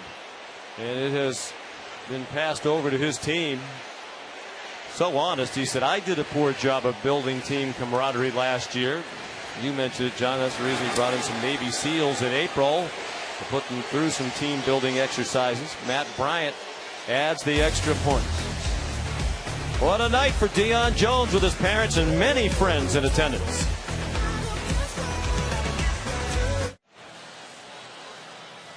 Drew Brees had gone nearly 7 full games without throwing an interception, 305 passes, the 4th longest interceptionless streak in NFL history. Tom Brady 358, Alex Smith 312, Bernie Kosar 308. The only 3 quarterbacks who've thrown more passes in a row without getting one picked off. But that was a big one, a pick 6 by the rookie Deion Jones, born and raised here in New Orleans and played his collegiate football at LSU. 90-yard interception return. You joined us late. Lisa Salters told you part of Deion's story. Grew up here in New Orleans. His family had to evacuate the day before Katrina arrived. His dad said, let's go. And they got in a car and left New Orleans for almost 7 months. Wound up in Houston. His grandmother evacuated from her home, came here to the Dome, and she got bused to Houston, and for a month they had no idea where she was or if she was even alive.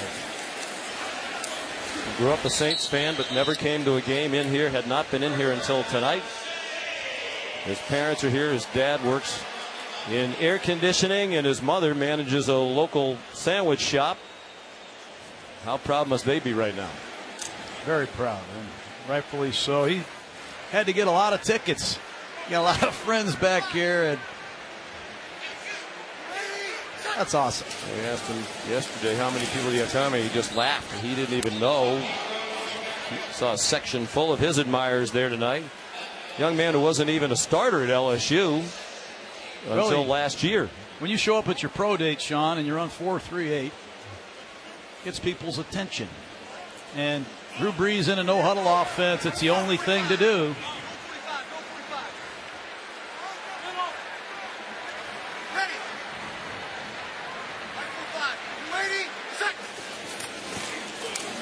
Beasley came hard from the outside, didn't get there, and the pass caught by Fleener for a first down to the 47. But take a look at Deion Jones, what he has to do as a middle linebacker in the National Football League. He's got to get the call from the sideline.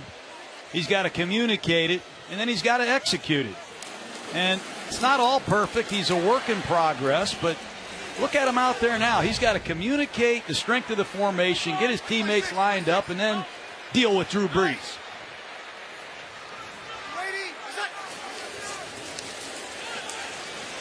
Brees, after the pump, throws for Fleener in traffic, and he hangs on to the 15-yard line with Deion Jones running stride for stride with him.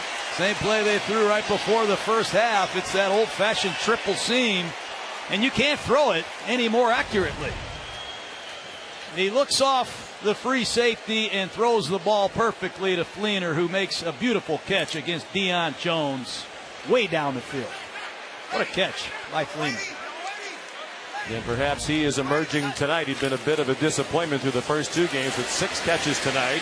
Ingram breaking tackles. And he's down at the 10-yard line. Brian Poole on the stop for Atlanta. Ingram is a good back. He's getting some work tonight. They only ran the ball 13 times last week as a team against the Giants. 14 carries for 72 yards. A lot of it has been on draw plays. And I expect Atlanta to play a lot of zone coverage here. Surprised it's taken New Orleans this long. Yep. Down by 20. They really can't afford to be spending this much time to get the playoff. Ingram again. Bounce to the right. Cut back up the middle. Got popped as he got to the 5-yard line, but he has a first down. Sean Weatherspoon in on the stop for the Falcons. Atlanta is defending with zone coverage and daring Drew Brees to run the football. The clock is the only enemy. Sean Payton knows that. Don't be surprised if you see another run from Ingram if Atlanta spreads out and plays zone.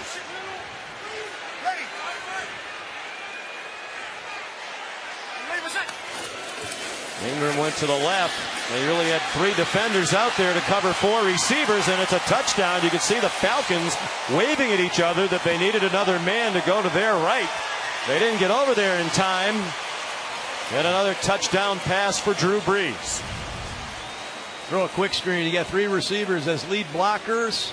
Brees can throw the isolation slant to the bottom of the screen or the quick screen to the top of the screen, and you throw a pick 6, Sean.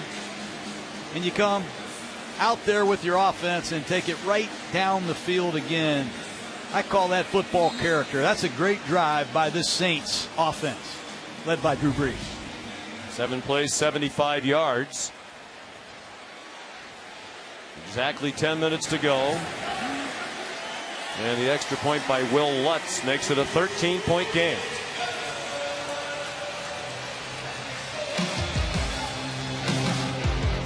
Brees and Ryan doing what they do again tonight. Saints franchise celebrating its 50th season. Of course, one of the most beloved Saints, the great quarterback and great gentleman Archie Manning, played here 71-82. Atlanta lined up as if expecting an onside kick.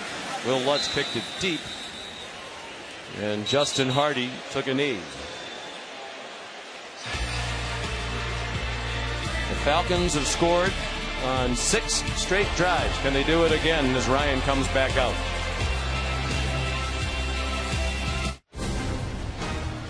Terrific matchup next Monday night will be at the new U.S. Bank Stadium in Minneapolis. The 3-0 Vikings against the 2-1 New York Giants at 8:15. Coverage starts at 6 Eastern Time with Monday Night Countdown served by Applebee's.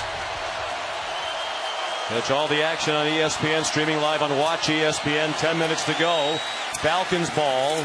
And on first down, Tevin Coleman gets a couple to the 27. And what do you call if you're defensive coordinator Dennis Allen? You're missing Delvin Breaux and P.J. Williams, your top 2 corners. Kyle Wilson, your nickel corner. Kenny Vaccaro, your safety man, is out. Middle linebacker Donnell Ellerbe gone. You don't have Tyler Davidson, your nose tackle, or your first-round pick Sheldon Rankins either. You have a lot of backups, and the only chance you have now is to take some chances with players you don't know anything about. Atlanta, 136 yards rushing tonight. Ryan, deep ball, batted away by Sterling Moore, intended for Julio Jones. I like Sterling Moore. Last week on 4th and goal, he rejected Odell Beckham with a great play. Here he is against the great Julio Jones, who's going to the corner route. He goes up and bats the ball away. Moore is on his 6th team in 6 years. Then pressed into service. You gotta love his resiliency. 3rd down and 8. He was let go by Buffalo in the preseason, signed just before the first game of the year by New Orleans, started the second game due to the injuries. Can they finally get a stop on defense? Ryan in trouble. He takes off. He'll get the first down.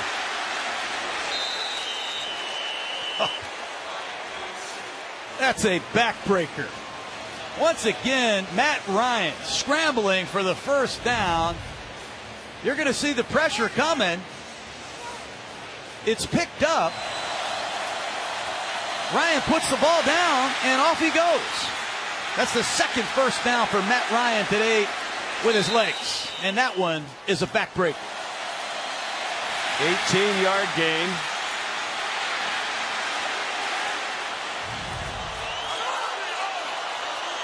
From the 45. Under 8.5 minutes to go now. Falcons with a 13-point lead. Tevin Coleman with the carry. He got a yard, perhaps 2. Roman Harper made the tackle. Freeman and Coleman have combined to rush now for 130 yards. I was just going to say, Sean, I love the combination of Freeman and Coleman. I remember when I was in Philadelphia, we had Ricky Waters and Charlie Garner. We called it Thunder and Lightning, and I love the lightning of Coleman and the thunder of Devontae Freeman. Freeman back in. That duo is combined also for 8 catches for 102 yards and a receiving touchdown. Ryan very comfortable on all these rollouts. His throw a little bit too high for Taylor Gabriel. Ken Crawley had the coverage. That's tough on Ryan. That's the 3rd time he's come out on a bootleg to his left.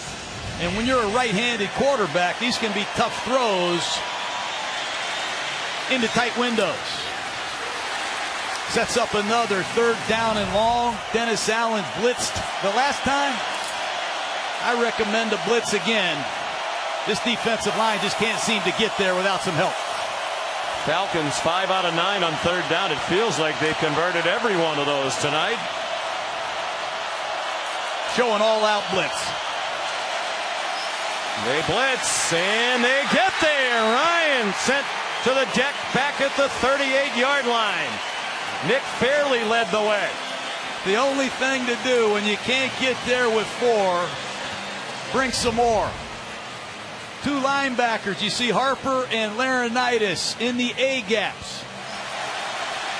Sets up Fairley against Levitre in a one-on-one, and Fairley wins.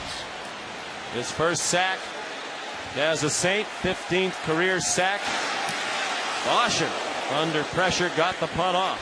Matt's kicked very high. Bosher, he never gives up a yard on a punt. Jairus Byrd, the fair catch, 47-yard punt. Looks like Ryan hurt his left thumb on that sack.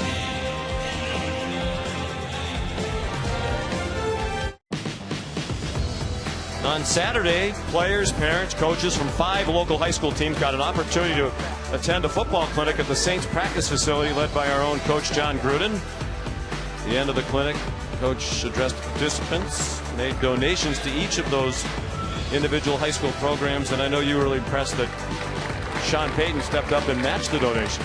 What's that say about Sean Payton? I mean, for him to come out and match all the funds that were donated, I just want to encourage all the coaches in the NFL, all the players in the league, do what you can to support youth football, youth sports. It's the greatest game. And Sean Payton, not only is he a good friend, he is a great ambassador of the game. I love him for that. Met some good friends, too, some good players right here in Louisiana.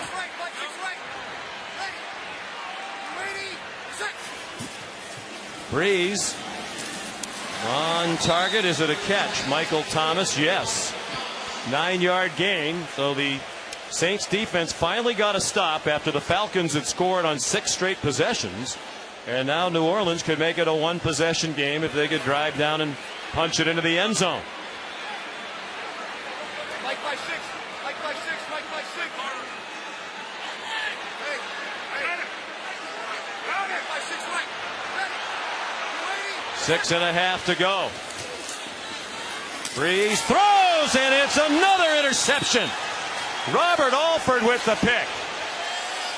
He went 305 passes, 4th longest streak in league history without an interception, and now he's thrown 2 here in the 4th quarter.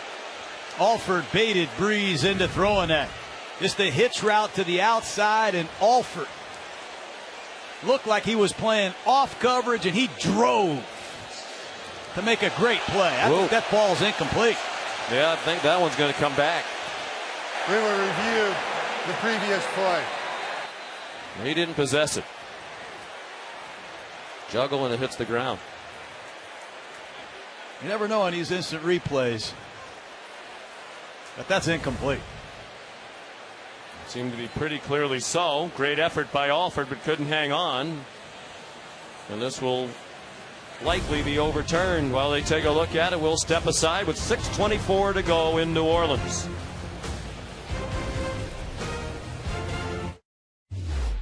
The Atlanta Falcons 1-15 all-time in Monday Night Football road games. They've lost their last 12. Their last road win came at the expense of our buddy Ron Jaworski and the Philadelphia Eagles, Week 2 of the 1979 season. Steve Bartkowski, that late touchdown strike to Wallace Francis, and then the Falcons hung on for a 14-10 victory. 12 straight losses on the road on Monday night. After reviewing the play, the ball hit the ground. It's an incomplete pass. Third down. You know, at the top of the broadcast, Sean, we said both of these quarterbacks are relentless, and they will not stop for 60 minutes. And just watch Drew Brees in this 2-minute drill work. Third down and 1 now. Out of the backfield, Cadet got blasted but held on for a first down to the 26. A hard hit by the hard hitter, Keanu Neal. Good break and drive by Neal, number 22. He saw it the whole way, but first down, New Orleans. And here comes the fresh pass rushers for the Falcons. That's why they rotate in up front, hoping they'll be fresh in the fourth quarter. Juggling attempt by Coleman. Ball that hit him in the hands. He couldn't hang on. Incomplete. Would have been about a 13-yard gain. Seen several balls mishandled inside by the Saints. Pass protection has been unbelievable for New Orleans, given their deficit. Dwight Freeney, Vic Beasley. Where are you? One sack and came by a cornerback. There's a throw to Fleener, having a huge night. And out to the 50, wrestled down by C.J. Goodwin. Another seam ball to Fleener. Man or zone. Drew Brees is shredding them with these seam passes. 109 yards receiving for Fleener on 7 catches. 3-man rush. Brees behind Brandon Cooks. Brees usually hits that one. He got fooled that time by the Falcons, who chose to rush 3. Protection held up again beautifully, and Cooks was wide open in the middle of the field. Normally Drew hits that. Got to credit, excuse me, Sean, got to credit Andrus Peat at left tackle, number 75. He's a backup. Been playing right guard, been playing left guard. Here he is playing left tackle, and every down is a pass against a fresh pass rush. Talented guy, first-round pick a year ago out of Stanford. There's another rocket thrown by Brees. Coleman hangs on for a first down to the 38-yard line. And Sean Payton in 4-down territory, no doubt about it. Atlanta just playing a 3-deep, 4-under zone, and seems easy. Off the hands of Fleener, then off Deion Jones, who's already picked one off and run it back for a touchdown. Got to get your eyes out of the break quicker. I know he played with Andrew Luck all those years at Stanford and Indianapolis, but when you're playing with a 6-foot quarterback that gets the ball out as quickly as Drew Brees, you got to flash your eyes around fast and find out where he is. He's hard to see back there. And Fleener will tell you that personally if you talk to him. Brees told us he's a little behind in terms of being on the same page with Fleener. Fleener had a knee injury much of the offseason. They couldn't work out together. Brees got belted as he got it off to Cadet. Cadet is out of bounds short of the first down at the 33-yard line. Here's Lisa. Well, Sean, just an update on Matt Ryan. He's over here on the sidelines, and just watching him, you can tell that left thumb is bothering him. As he was getting it looked at, you could tell that he was in a little bit of pain whenever he was trying to move it. They taped up the left thumb, and now he's wearing a black glove on that hand. I saw him take a couple of snaps just to make sure he'd be comfortable when he gets back into the game. So he is going to return to the game, but you can tell that left thumb is bothering him. Sean? Well, he's tough and durable. He's missed only 2 games in his career. Tonight was his 102nd straight start. Third longest among active quarterbacks behind Eli Manning and Phillip Rivers. Nice hands catch by Thomas. He tried to slide forward for the first down, but I think they're going to mark him down by contact at the 30, short of the first down. Boy, Thomas goes in there with no fear whatsoever. And that's a great catch, snatching the ball away from your body. It's 4th and 1. Watch the quarterback sneak. And Breeze picks it up. Where they're using a lot of time. The clock will be under 4 minutes by the time they next snap it.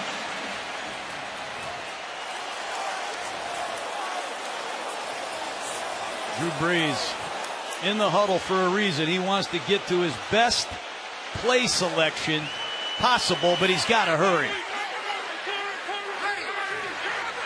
Their 4 touchdown drives tonight all went 75 yards. This one would be longer. Breeze in trouble and dropped back beyond the 35-yard line by the ageless Dwight Freeney. There he is. Sack number 120.5, and at closing time, Dwight Freeney finishes people. Good power rush by Freeney. He's known as a speed rusher, as a spin rusher, but the man still has power. He had 8 sacks in 11 games with Arizona last year, and that's his first sack as an Atlanta Falcon. Even with Andrews Pete riding him all the way back, 120.5 career sacks for Freeney in his 14th season out of Syracuse. Third among active players, Julius Peppers, DeMarcus Ware, the only active players with more sacks. And he's 19th all time. Is he a Hall of Fame player? No doubt. He better be a Hall of Famer. If there's not, there should be an investigation. I mean, Dwight Freeney, he's the kind of closer you need. If you want to win championships, you have to have a fourth quarter pass rush. And with this offense Atlanta has, Freeney's going to come in handy this year. 1 timeout left now for New Orleans. 3:38 to go. Down by 13. 2nd and 19 from the 37.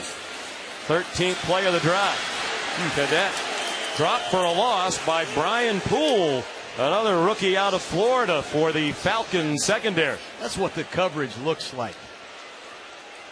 Keep vision on the quarterback, get to your coverage area, and then break on the ball and make these one-on-one tackles with nothing after the catch. Great job by Brian Poole. Undrafted, signed as a free agent by Thomas Dimitroff, general manager of the Falcons. Breeze dropped by Thomas and nearly picked off by Goodwin on the ricochet. And now they're down to a must-convert 4th down and 21 with 2:59 to go. Well, you throw a sharp slant, trying to get half of it back to set up a convertible 4th down situation, and all you have left is 4th down and 21. And I don't even know if the great Sean Payton has a play for this situation. Since he and Breeze arrived, only the New England Patriots have averaged more points per game than the New Orleans Saints. They've averaged more than 27 per game. The Patriots better than 29 per game over the last decade. 15th play of the drive started at their own 14. Breeze trying to keep the game alive. Now he's across the line of scrimmage and down way short of the marker.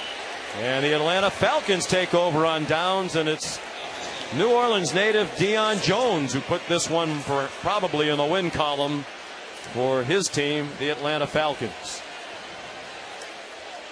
Arthur Blank, Falcons owner, on the field, and his team's about to have sole possession of first place in its division. After we finish up here in the Big Easy Sports Center at night with Scott Van Pelt, post-game wrap-up. News and highlights from the day in sports. Sports Center at night kicks off after our game right here on ESPN. Also streaming live on ESPN app and watch ESPN.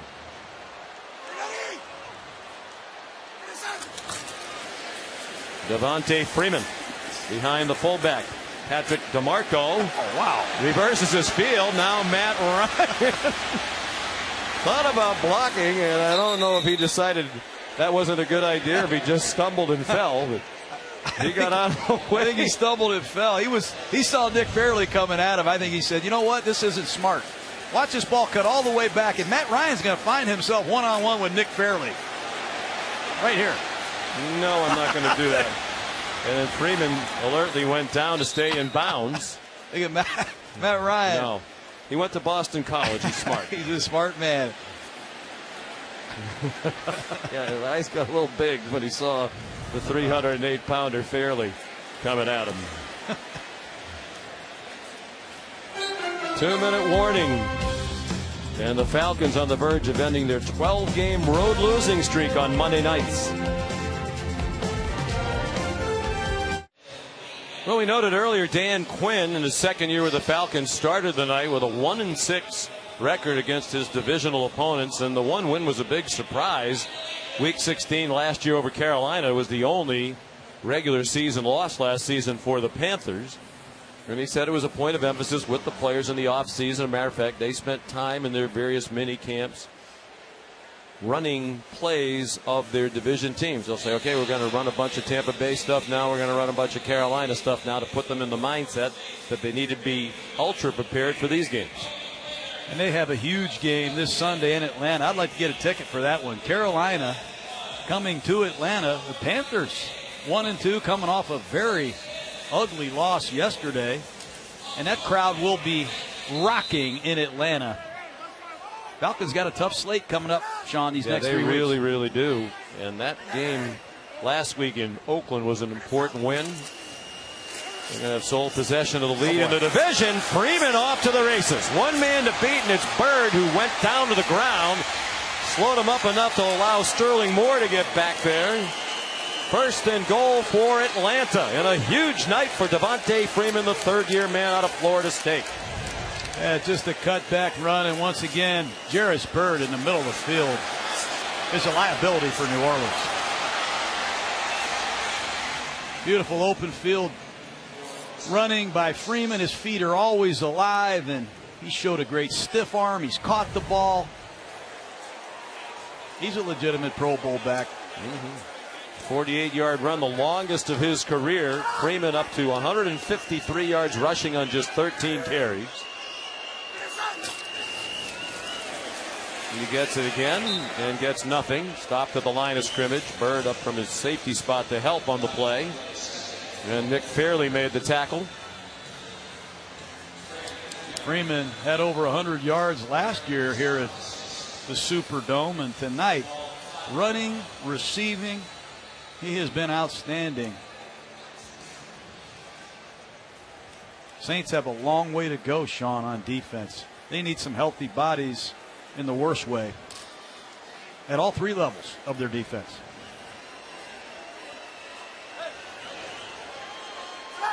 And striving for more balance, and they found it. 219 yards rushing for Atlanta, 225 passing, and now they'll take a knee. I don't think Sean Payton's going to use that one remaining timeout. You talked about the schedule. Panthers, Broncos, and Seahawks in the games with Denver and Seattle, both on the road. Yeah, but all 3 of those teams are watching Matty Ice, and they're saying, wow, this is a pretty good offense. They're distributing the ball everywhere. I think Julio Jones had 1 catch tonight, and the Atlanta Falcons almost 450 yards of offense. A lot of young players, new players, gaining confidence in this system. And history is not on the side of Drew Brees and the Saints, as they are about to drop to 0-3 since the NFL went to its current playoff format in 2002. 4 division champions and 2 wild cards in each conference. No 0-3 team has ever made the playoffs. 69 of them started 0-3 prior to this year. None of them made the playoffs.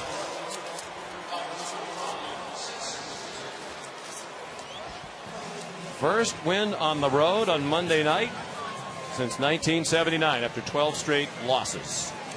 A terrific performance by Matt Ryan. Threw for 240 and 2 touchdowns. Sports Center coming up next. The GMC postgame show is on Sports Center. We'll be back in just a moment to reveal this week's choice for the Gruden Grinder. Thanks for watching Monday Night Football from New Orleans.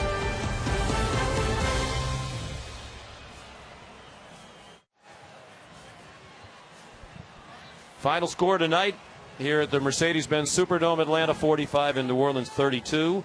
Time now for the postgame Gruden Grinder presented by Nationwide. Of course, the fan voting on Twitter, and the winner is Tevin Coleman. Man.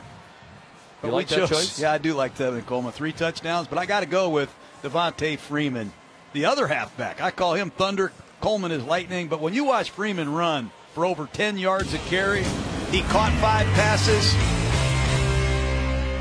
Unbelievable stiff arm to start the game. Watch Sterling Moore, number 24, no match for the powerful Devontae Freeman. That got the party started. Then he catches a swing pass, gets good blocking down the field. It's a touchdown for Atlanta.